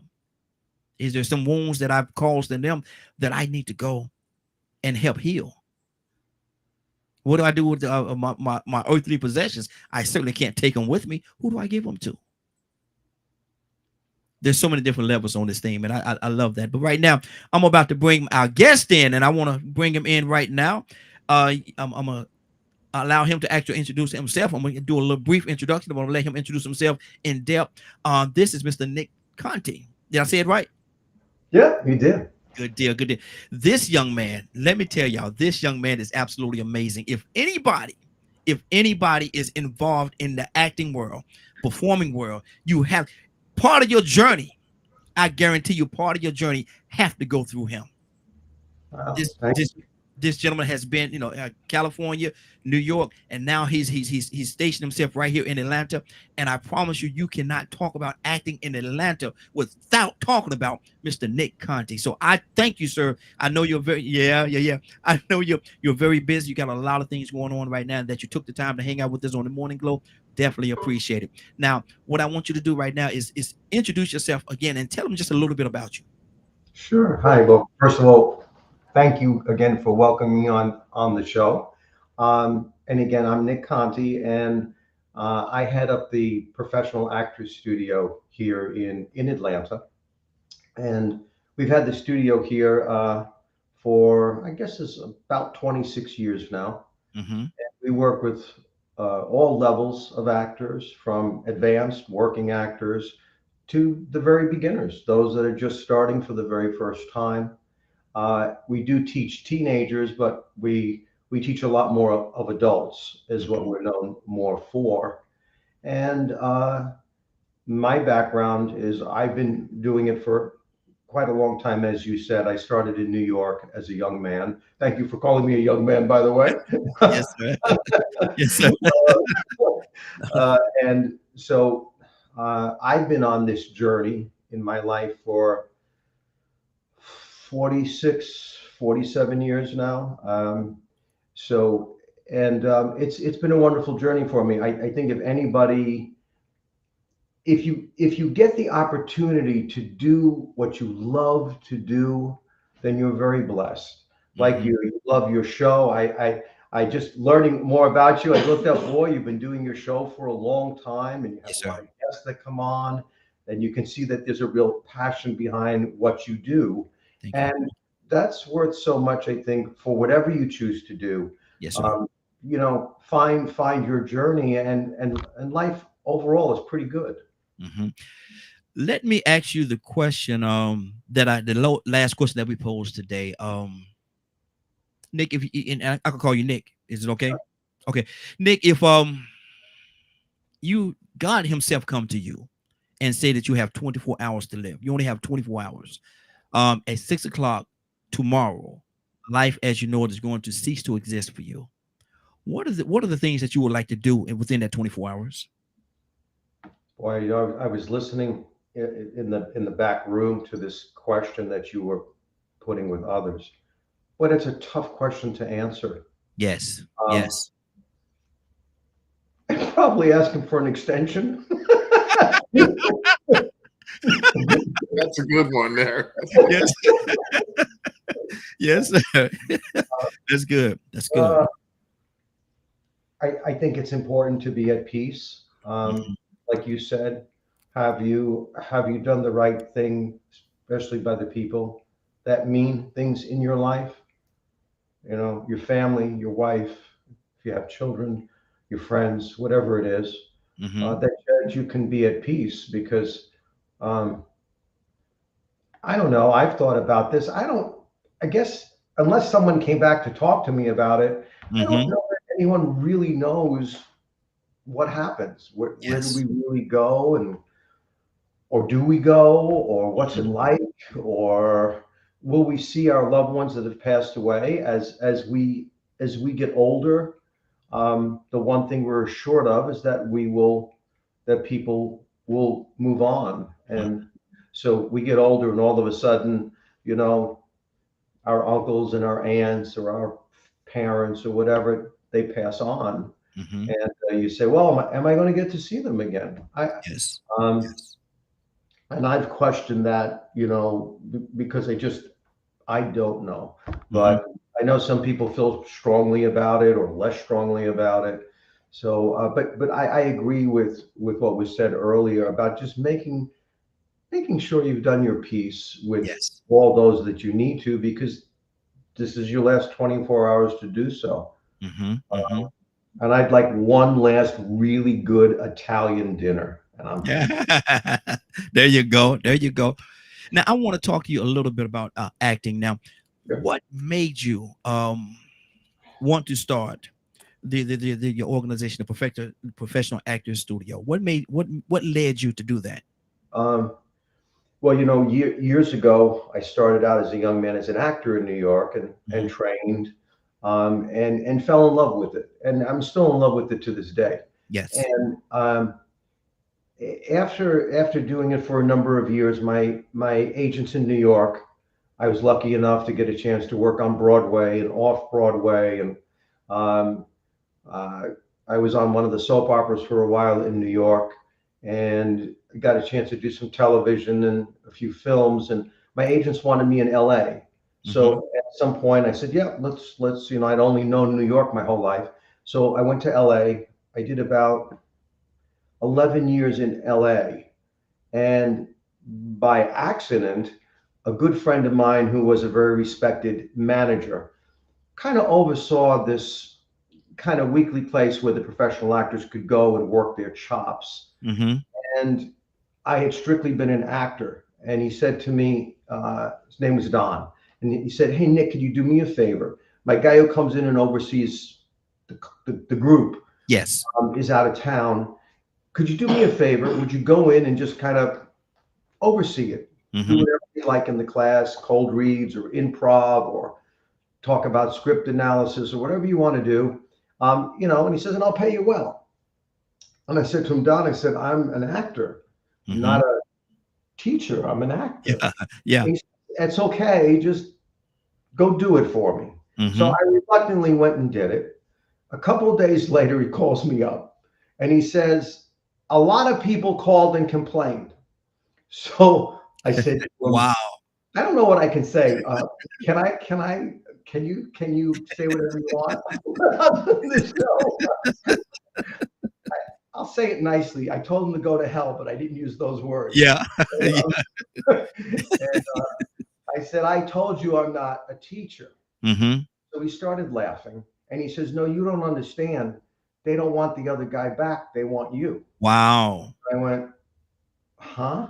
Wow. No, they want you. They don't want Mhm. the other guy back. I said, So you took his job. so then he said to me, look, he says, I know you tell me you're not. He said, but he says, would you try it for a month? It was Mhm. just once a week. Try it for a month. Again, he said, I'll pay you well. Yes. And if you don't like it, we're still good friends and we're square. Mhm. So I told him, let me think about it. I thought about it for a few days. I called him back. I said, you know what? Okay, let's try it. And that's how it started. I Mhm. actually started teaching by accident. It was purely by accident. By the Mhm. time I left LA, I had my own little class that I taught every week.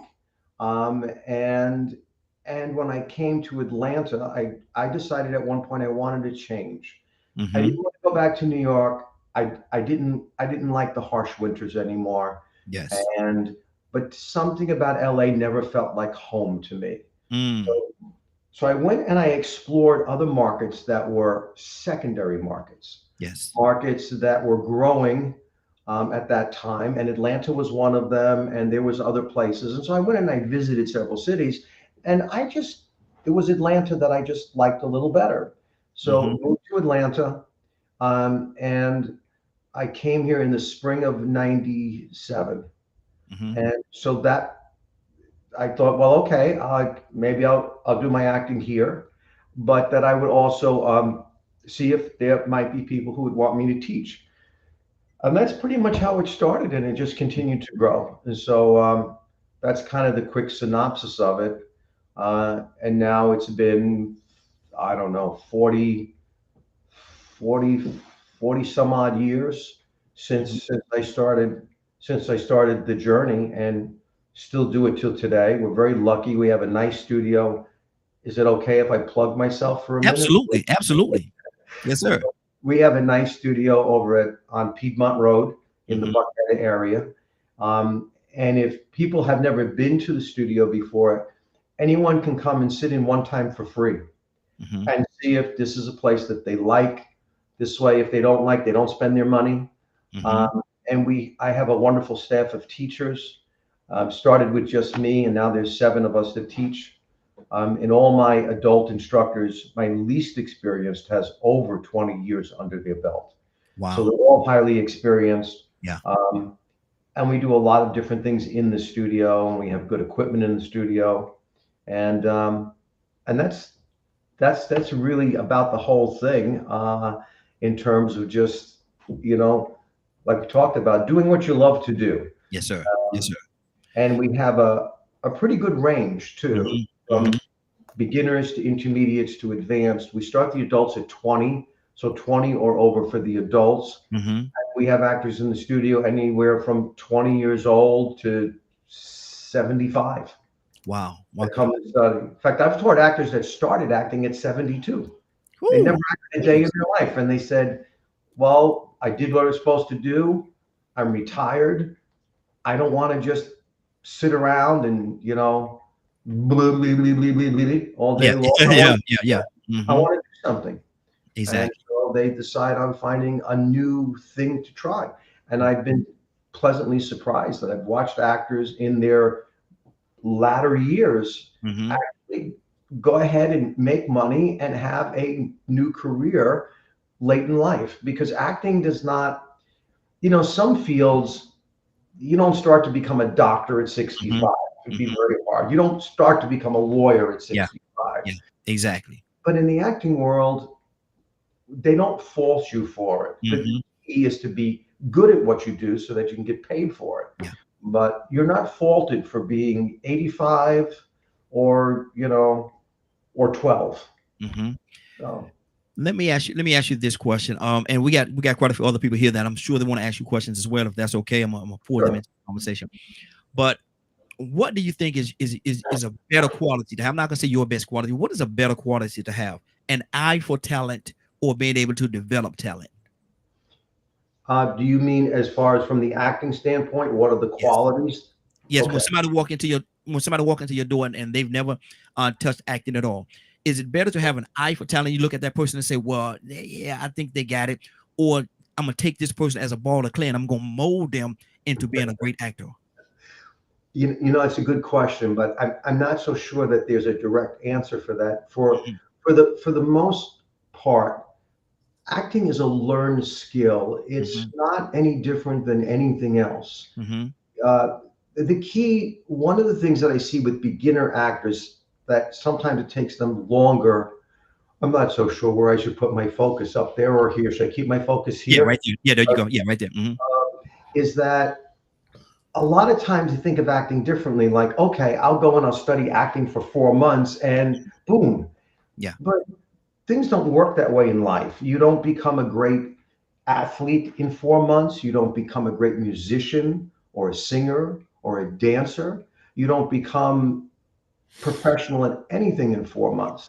So patience, discipline is very key. Being consistent, always going to the gym wherever you choose to go. I have a number of advanced actors who study with me that have been acting for over 25 years. Wow. And they make a living. Why do they come? Because they feel they want to always go to the gym. They want to keep the things they do very well, keep them very well. Yeah. Weak links, you want to strengthen the weak links. And so a discipline, a love for it, of course, but a discipline and a consistency, which goes hand in hand with discipline, is key. And being patient enough to realize it takes time.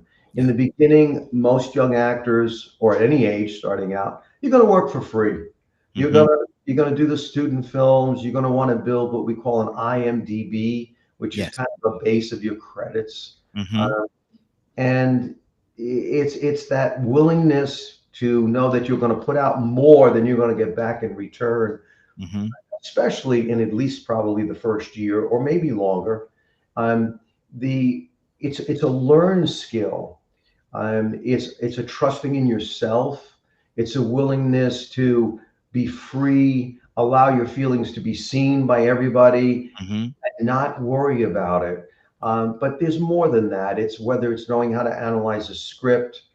Are you trusting your instincts? Are you really listening? Are you really allowing yourself to be affected? And knowing what are the important things for that audition or in that scene. Some things, it's less. Yeah. If you have 2 sentences and it's, okay, yeah, one scotch on the rocks coming up. Don't make a big deal out of it. Just to be a real person and do it. But what if you have a scene about, something very important? Like you asked earlier, what if you had 24 hours left in your life? What would you do? And more than that, how would you feel? Yes. If someone just told you, this is what you got. This is the exact time it's going to be over. Wow. It's funny you mentioned that. What was it on the news yesterday? I think it was the first time in about 4 years, Georgia had an execution. Yes. And I guess by lethal injection, I guess is the way now. And I guess they give you, your last meal. They asked him what he wanted for his last meal. And I thought to myself, wow, I can't imagine what he must have been thinking or the things he was feeling. as he was sitting his last meal, knowing that exactly, I think at 6 p.m., was it? Yes, That, absolutely. that he would be given a needle, and then within probably a couple of minutes, he would be gone. Wow. What if you had to do a role in a movie? Wow. Had to do that. How do you find the things that you need? Now, sometimes, and tell me if I'm going off too much on a tangent, and I'll stop. No, go. Where there are three major approaches to acting. I'm going to really give my age away here. But years ago, I was lucky enough to study with people like Mr. Lee Strasberg. Oh, wow.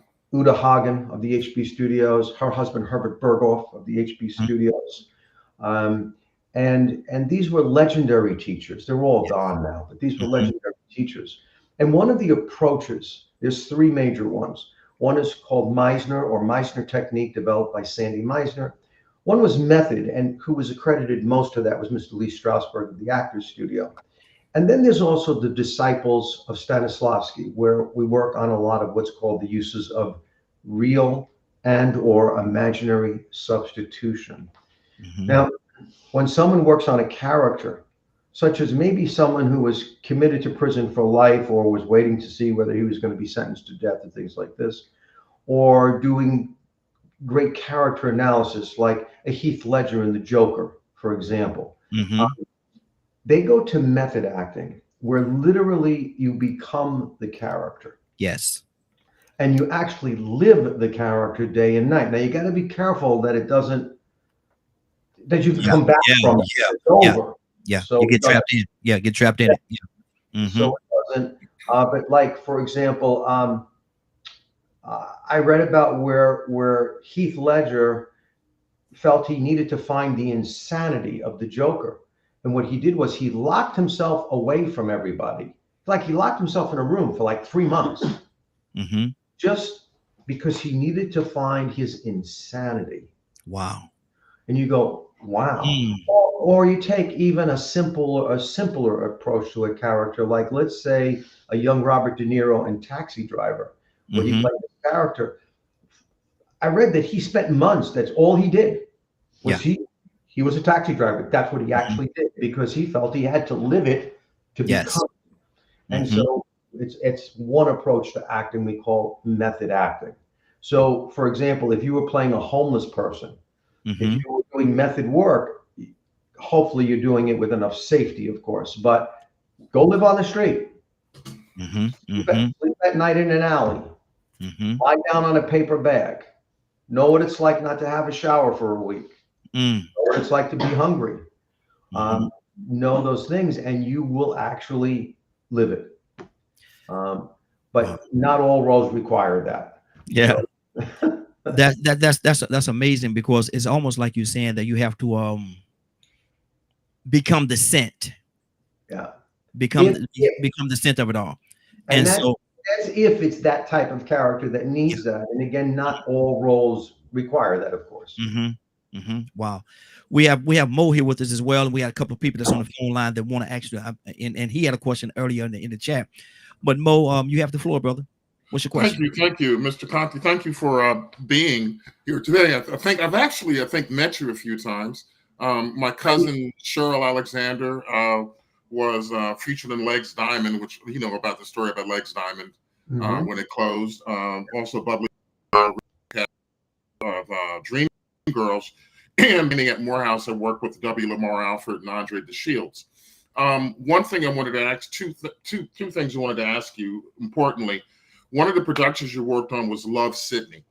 And I remember that show and how daring it was, because people don't realize, like during the opening, there was a photo of Tony Randall with a man there, or he had the man there, and it was implied that that was his gay husband who had passed, and he's raising a little girl. What was it like being in Tony Randall's presence? Because he seemed like a great guy and so talented. My mom and I used to love him, not only in The Odd Couple, but the Mysterio, the Doctor such and such Mysterio movie I remember as a kid. But he was a beautiful person, and I wanted to find out your impressions. You know, it's funny. It's funny you would even know that, because that's an old show that I did. I'm an old man. And that was a primetime show that I did. It was one of my first guest starring roles, and it was a scene. And he was a really nice guy. I mean, he's just a real down to earth guy, nice guy. He said hello to everybody. He just, he made everyone feel comfortable on the set. Swoosie Kurtz was his co-star on the show, and she was a real sweetheart too. I was cast as this typical. When I was younger, I was more muscular, and I had these stupid lines, but it was fun. I had lines like, and they wanted me to talk with a heavy New York accent, which I can do, and I had stupid lines like, "Come on, let's get on with this, because I got to get back to the gym and oil myself." I mean, it was stupid Wow. but because we all got together, the scene was we all got together for a seance, but it was a joy, and of course it was a union show, and that's when you get your best pay. And then all the residual checks that I got, because every time a union show airs, the Screen Actors Guild says, hey, if you're making money running that show, the actors get paid. So when you're doing union, you continue to make residuals through the years. I got years of residuals checks from when I was on the soap opera. Another guy that I worked with on a show which was called, do you remember a show called The New Love American Style? Love American Style. Yeah. I got to do an episode with David Landau. I don't think he's with us anymore, but he was Squiggy on Laverne and Shirley. Oh, yes. Oh, yeah. Okay. And we got to work together doing a guest starring episode together on the show. And he was a lot of fun to work with too, because he was just so free with everything that he did. I never knew what he was going to do. He was kind of like a mini version of a Robin Williams, where you wouldn't know what he was going to do, but it didn't matter because whatever he did was good. Okay. Next question I wanted to ask, this is about acting, period. And we look at constraints on Black actors culturally on the stage and on the big screen. So, of course, Jack Lemmon and Tony Curtis, famous in Some Like It Hot. Yeah. Robin Williams and Mrs. Doubtfire. Mm-hmm. But to Wong Fu, Thanks for All the Love, Julie Newmar. Mm-hmm. Do you understand the issue that some in our community have against seeing masculine Black men in dresses? And why is there a difference between the two, do you think? It's okay for a Robin Williams or a Jack Lemmon or Tony Curtis to do a dress and people guffaw. But when you see Wesley Snipes or Ving Rhames like in Holiday Heart, there's an issue. Like the acting. Why is that, do you think? I don't know. I haven't given much thought on it, to be honest with you. Mm-hmm. I just think that, look, everybody's going to have an opinion. Everybody's got something to say. And, after a while,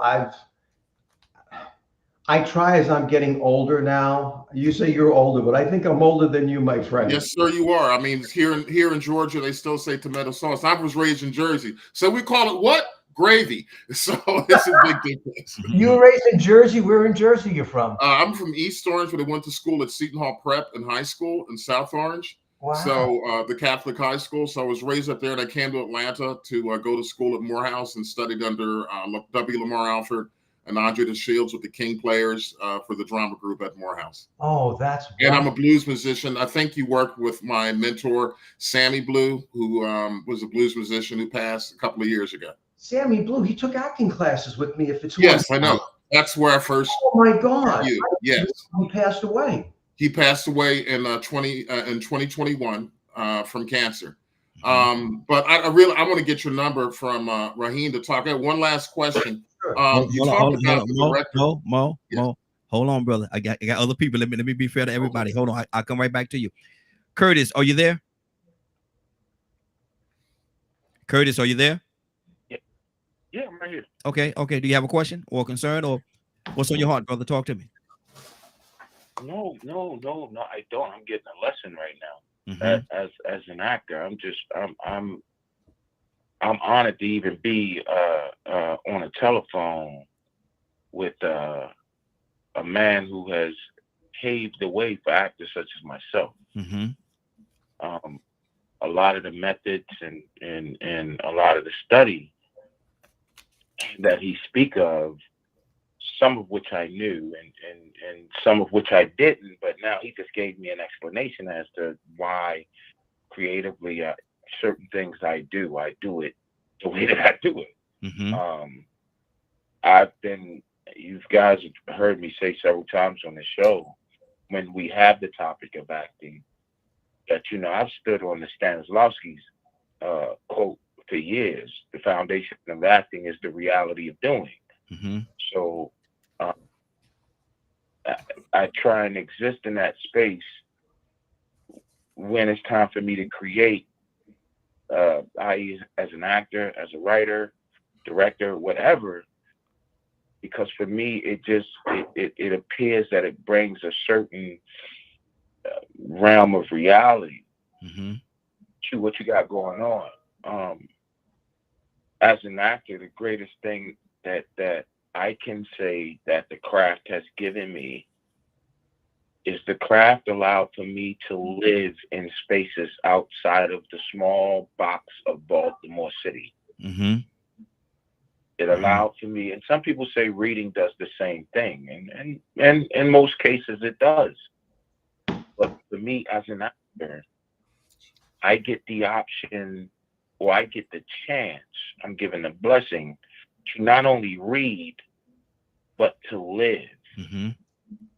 And I've played some characters that, my God, I don't even know where it came from.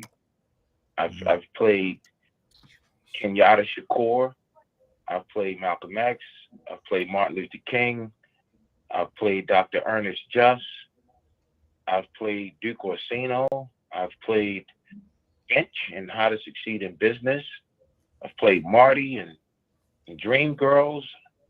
I've played a multitude of characters that in all reality come from different spaces and many different cultures.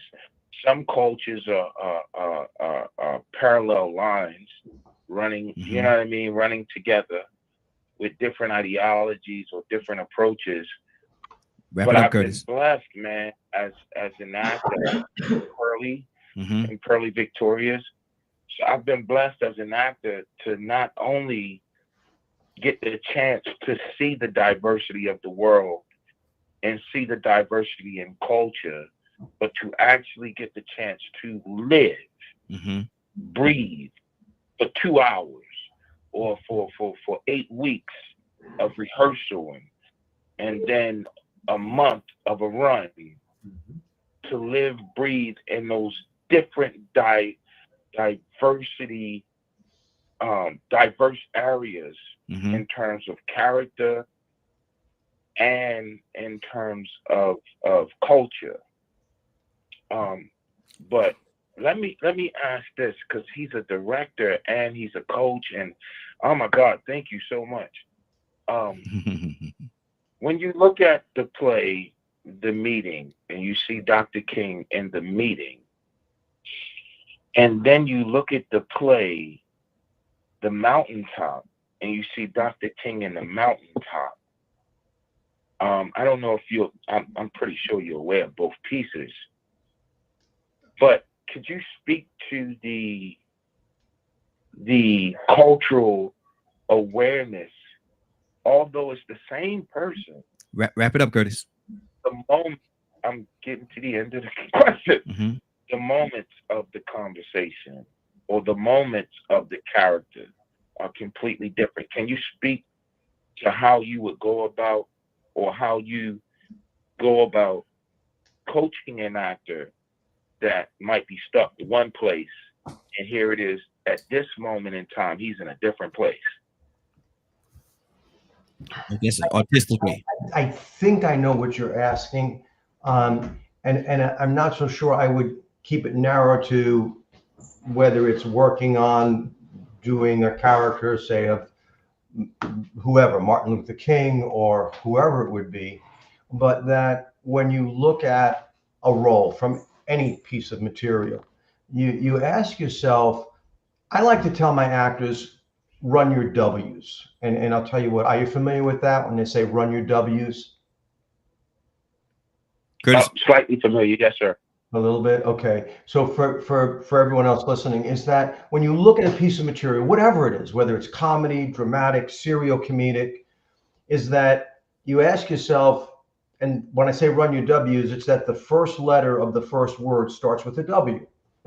So let's say, who am I?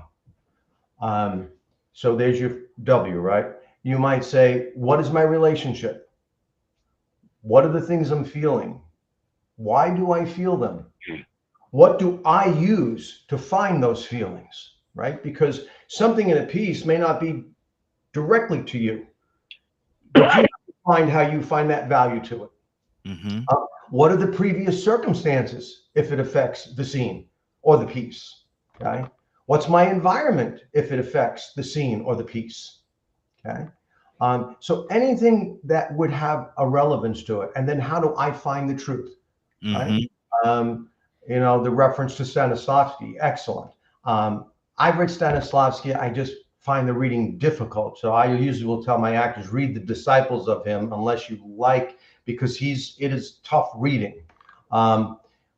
But so that's why I'm not kind of answering you on the specifics of it, because I think you have to look at a whole picture, because you never know what's going to be asked of you. You know, you've done, I think it's wonderful that you've done these types of roles. And the stage is certainly the biggest challenge, because in TV and film, if you don't get it right, we do another take. Mm-hmm. Well, there are no second takes when that curtain opens. Yes. There's no going back. There's no, let me do that line again. There's no, let's edit it. We'll fix it in editing. Oh no, there's none of that. Now, I'll also add something to the stage, if I may, is that some teachers and some actors also believe, I believe differently, but I respect that someone feels differently, is that they'll say, well, this is acting for the stage, and then this is acting for camera, or they might say this is acting for television or film. I don't agree with that. And I will tell you this, there are technical differences, yes, but the work is the work is the work. Great stage acting is as honest, yes, and as heartfelt as great film, great television, no different. And that's why when a teacher says, well, we teach acting for film, as opposed to what? So I don't get that. Yes, there's technical differences, whether it's in terms of knowing how to do your blocking correctly, whether it's voice projection, if you're not in a mic stage, things like that. So I don't know if I answered your question or not. I was trying. Yeah, I think you did. Actually, I think you did. Let me ask you this question. Hold on. Absolutely did. Good deal. I want to go to Tucson. Tucson, if you're still there, I'm going to come to you as well. He's actually on the phone line. But Nick, I want to ask you this question. You spoke about being in LA, being in having your start in New York. Where is Atlanta? Where is Atlanta right now in regards to acting? And what role did you play, or do you think you played? Because I say you played a huge role in Atlanta being where it is. Atlanta's off the chain. Wow. If you look at the statistics, Atlanta is either, depending on what month and depending what statistics you read, is either number 1 or number 2 in the world. Wow. Not the US. Wow. Come on. Every time I turn around, somebody else is coming here. In fact, Stallone announced just a couple of weeks ago, shutting everything down in Los Angeles and opening all the studios here in Atlanta. Everything moved everything. He moved his TV show, everything. Shut it down. It's all coming. Every week I get actors coming to audit in my studio, and they'll come in. Like last week, I had an actress and an actor come and audit in my advanced class. She's been acting 25 years. She just moved from New York. He's been acting 27 years, and he just left LA. And they moved here. They didn't come to visit. They moved. I think there will always be LA, and I think there will always be New York. But the market is either, again, depending on what you read and depending on a month, LA and Atlanta rival for number 1 position. New York is somewhat of a distant third now, except for the stage. New York is still number 1 in terms of stage market. It distant third in television and film, but there's still a television and film market there. So the thing too with Atlanta is that I don't know that people are coming to Atlanta so much because they simply love Atlanta. It's a financial. We have the best tax incentives in the nation. Yeah. By far. Mm-hmm. Yeah. It makes financial sense Mm-hmm. to open up a studio here. Exactly. As far as my contribution, I feel blessed that because I'm considered kind of tough. If I think something, if you give me gas, I'm going to tell you. If you gave me gas, man, what the hell are you doing up there? Let me just say it. In the same token, if someone does something terrific, if I watch someone grow in a scene, oh my, I go, look what you just did.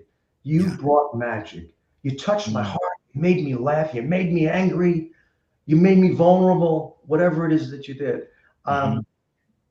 So I just feel very blessed that I came here. I didn't know anybody. I didn't know anybody.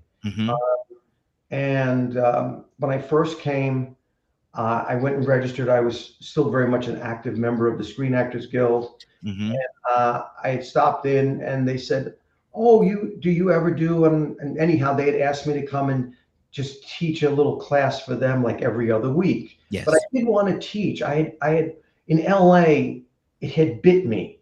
So all of a sudden where I had one love of acting, I now felt I had a mutual love of acting and also sharing the years of my knowledge as a teacher.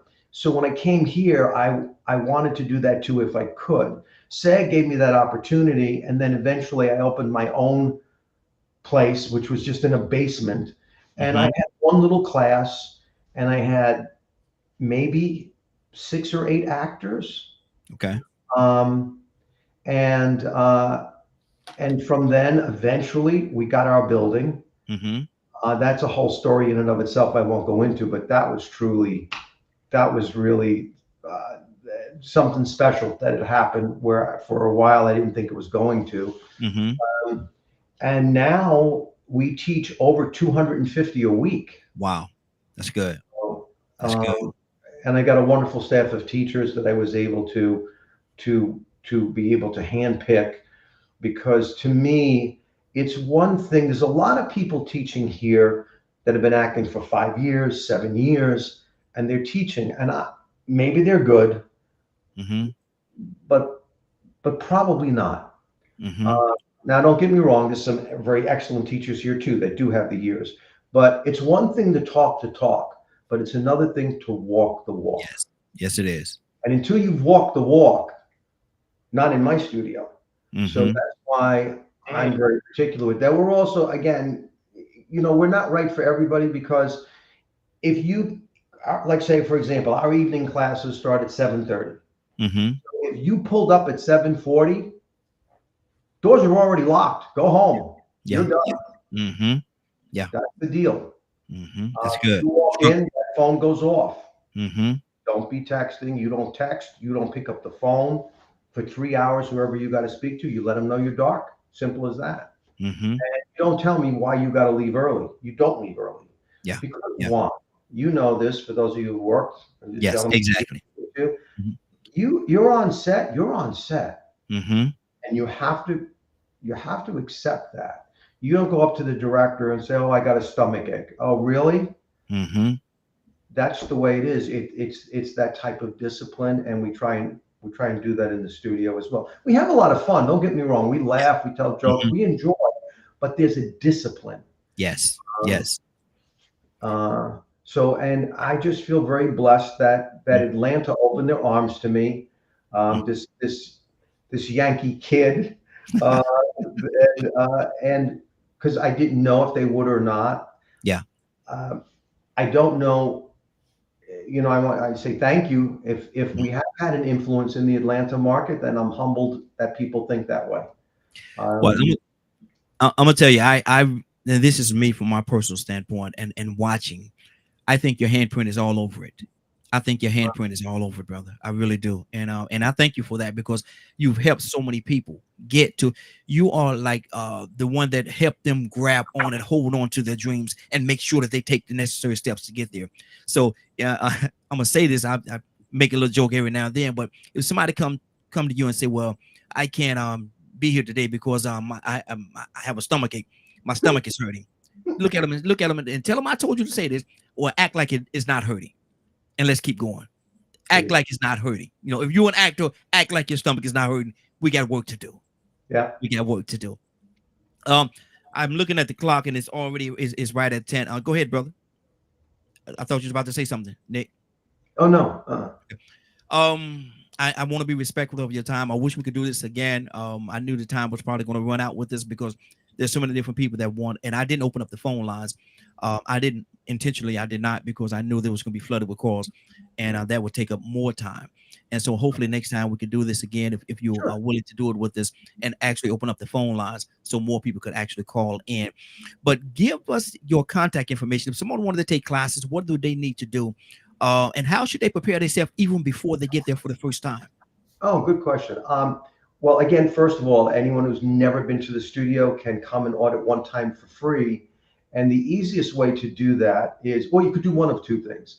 I'm always available. If I'm here, I pick up the phone myself. I have an assistant, but I feel it's that I should give the time if someone needs to speak to me.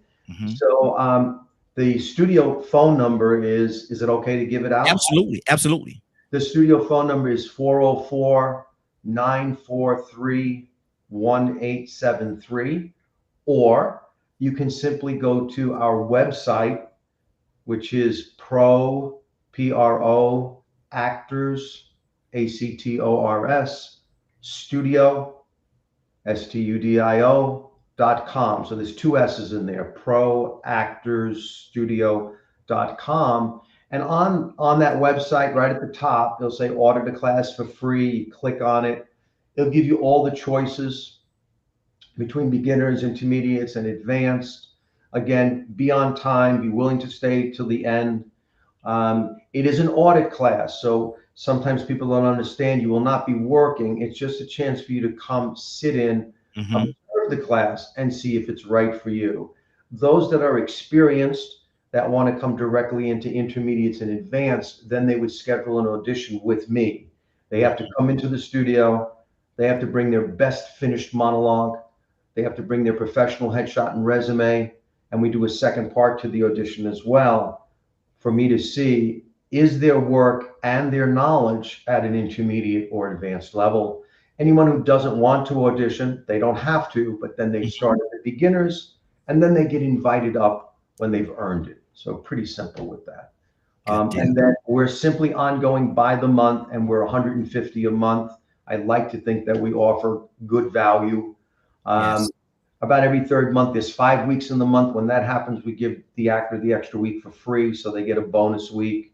And the classes are 3 hours long, like we talked about. And we're a freestanding building. We're right in Buckhead, again at 2849 Piedmont Road in Buckhead. And we have we're a freestanding building, so when you come, you're there. And we have plenty of parking in the front, side, or rear of the building.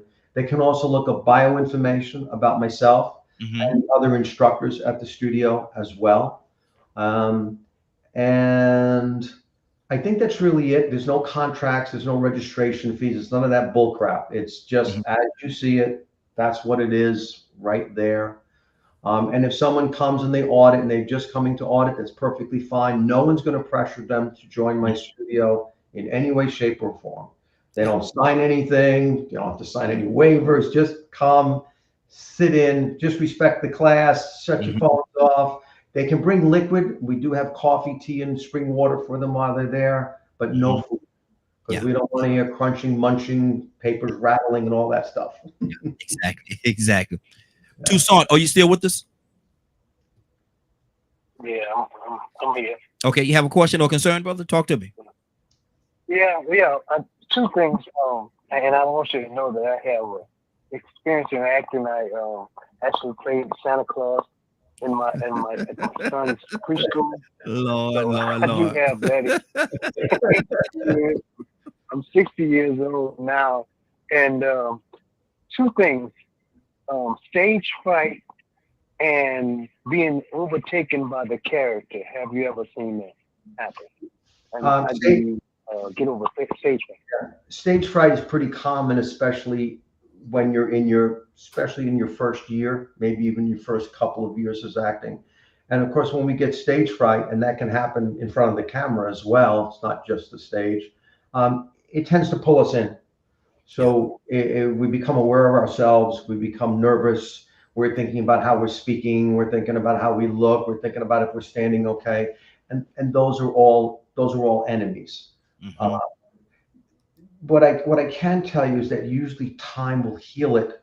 Again, if someone is disciplined enough and doesn't give up, because in real life, most of the time we don't have stage fright in real life. Mhm. And that same freedom, when you see great work on the screen or on the stage, it's because we believe them. We believe, I like to say, I'd love to feel like I'm a peeping Tom watching you live your lives. Uh, that's what makes us feel. That's what makes us cheer. There's many tricks that we can use to help us to free up. Sometimes music can make us free up. Mhm. Sometimes pictures. Sometimes, like I'll tell my actors, you're trying to find a certain emotion. How about a picture? Do you ever look at a picture? It makes you Mhm. remember or be reflective. It makes you feel things. Sometimes great joy, maybe sometimes not so much. Um, I love music. Music makes me feel things. It's funny you mentioned earlier, because one of my favorite songs in the whole world, I don't know if you guys know who he is. He was an old, you said you're 60. Well, I'm almost 71, so I still got you beat, Wow. brother. Um, Wow.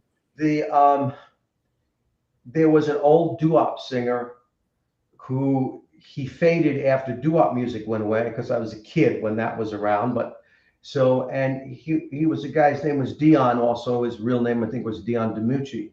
But years later, he came back with one hit, and it's one of my favorite songs of all time. And every time I listen to it, I get filled with emotion. If you ever have a chance to listen to the song, Abraham, Martin, and John. Oh, yes, Mm. yes. Hmm. And I have used that for work.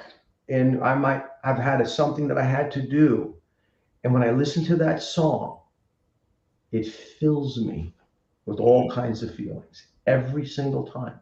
So that when you are living in the moment and you're living in the feelings, a lot of times that stage fright just disappears, Yes.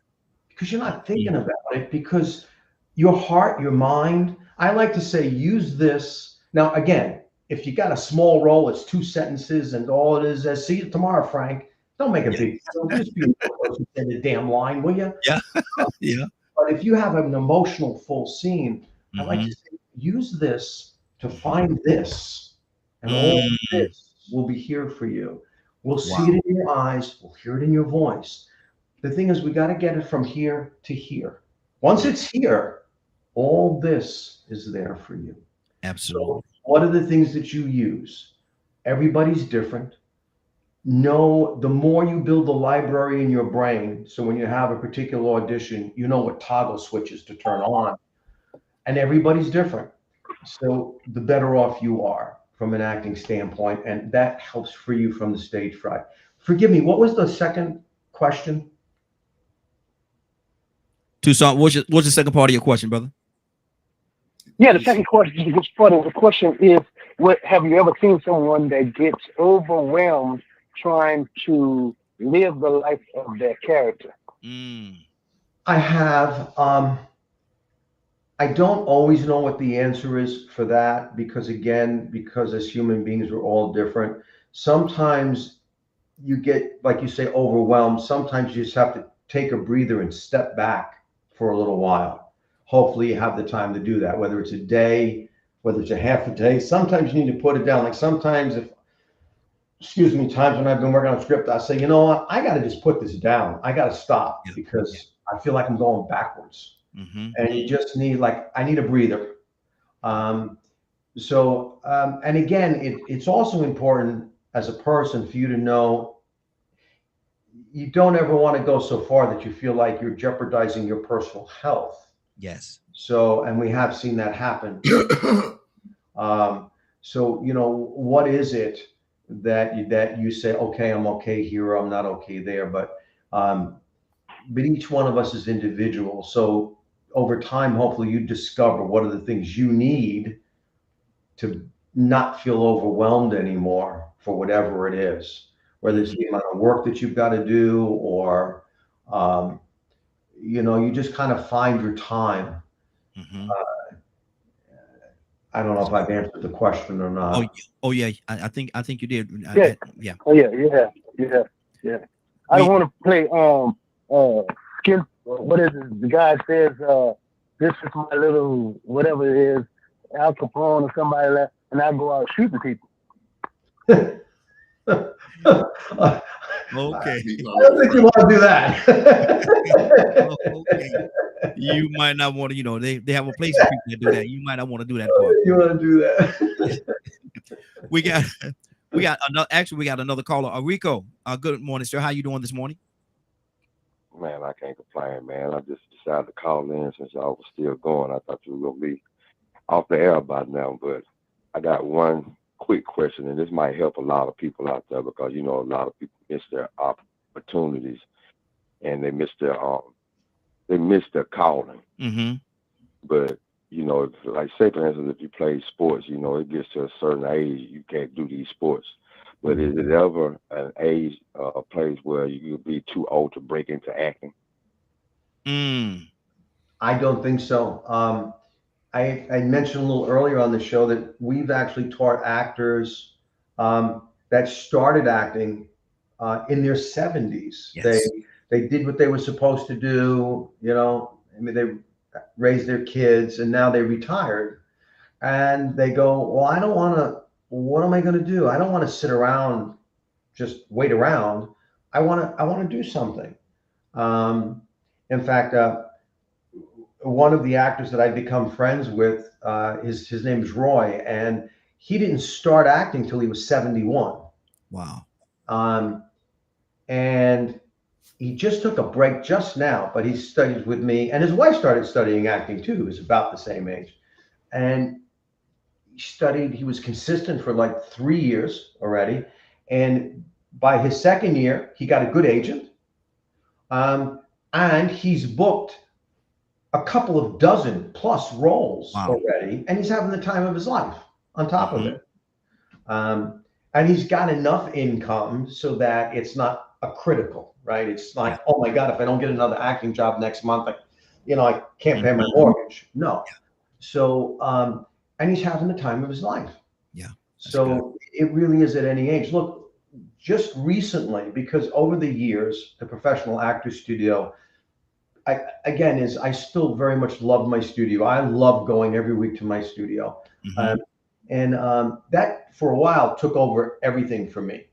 And just very recently, I thought, you know what, maybe I'll give it a little shot again. Maybe I'll see. And again, I'm going to be 71 soon, and I don't think twice about re-entering, because I'm really known in Atlanta as an acting teacher, not so much anymore as an actor, which is okay. And it's perfectly fine to do that. Here's where it becomes difficult. If you don't have enough of your health, that can be difficult, because you have to be okay to be on a set, and you have to be okay to be on a set for 8, 10. I did a short with some guys last year. I was on the set for 14 hours, and I will tell you, I started to get real tired into that 14th hour. Now, in fairness, you really shouldn't have to be on a set for 14 hours. That's too long, but that's okay. Wanted to help them out. But but you've got to have enough health. Yes. And you have to be able to have enough left here to be able to learn your lines, for example. So things like that.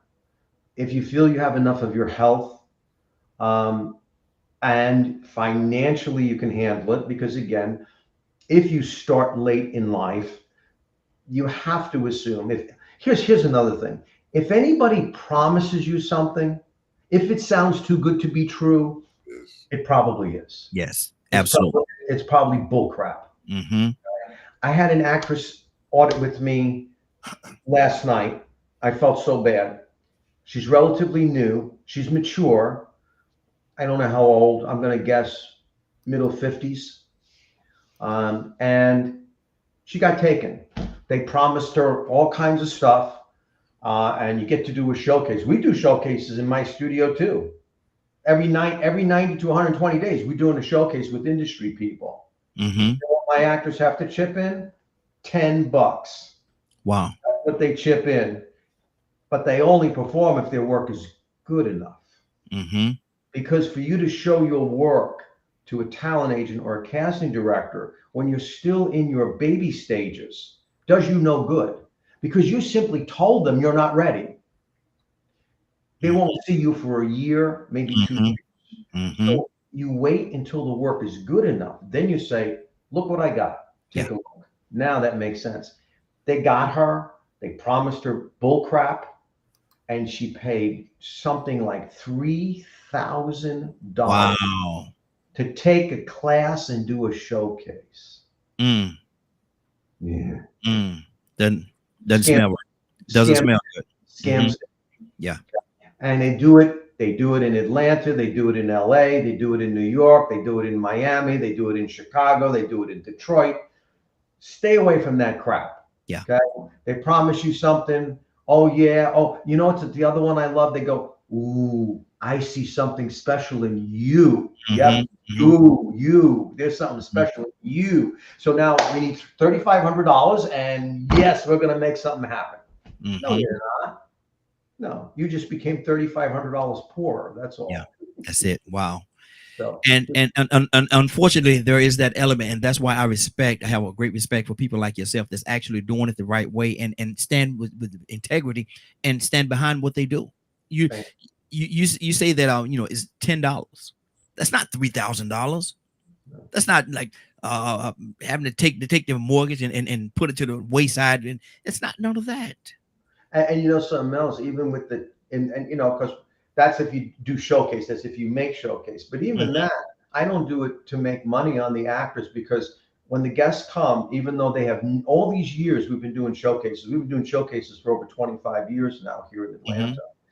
Okay. None of the guests have ever asked me for money, which was shocking to me. Never. And we've had some of the top casting directors, the top agents, directors, producers. But I always put in every card at least $100 in every card. And I always get them a very nice bottle of wine, get a nice card, let all the actors sign the card. So when they come, we have a seat set up for them.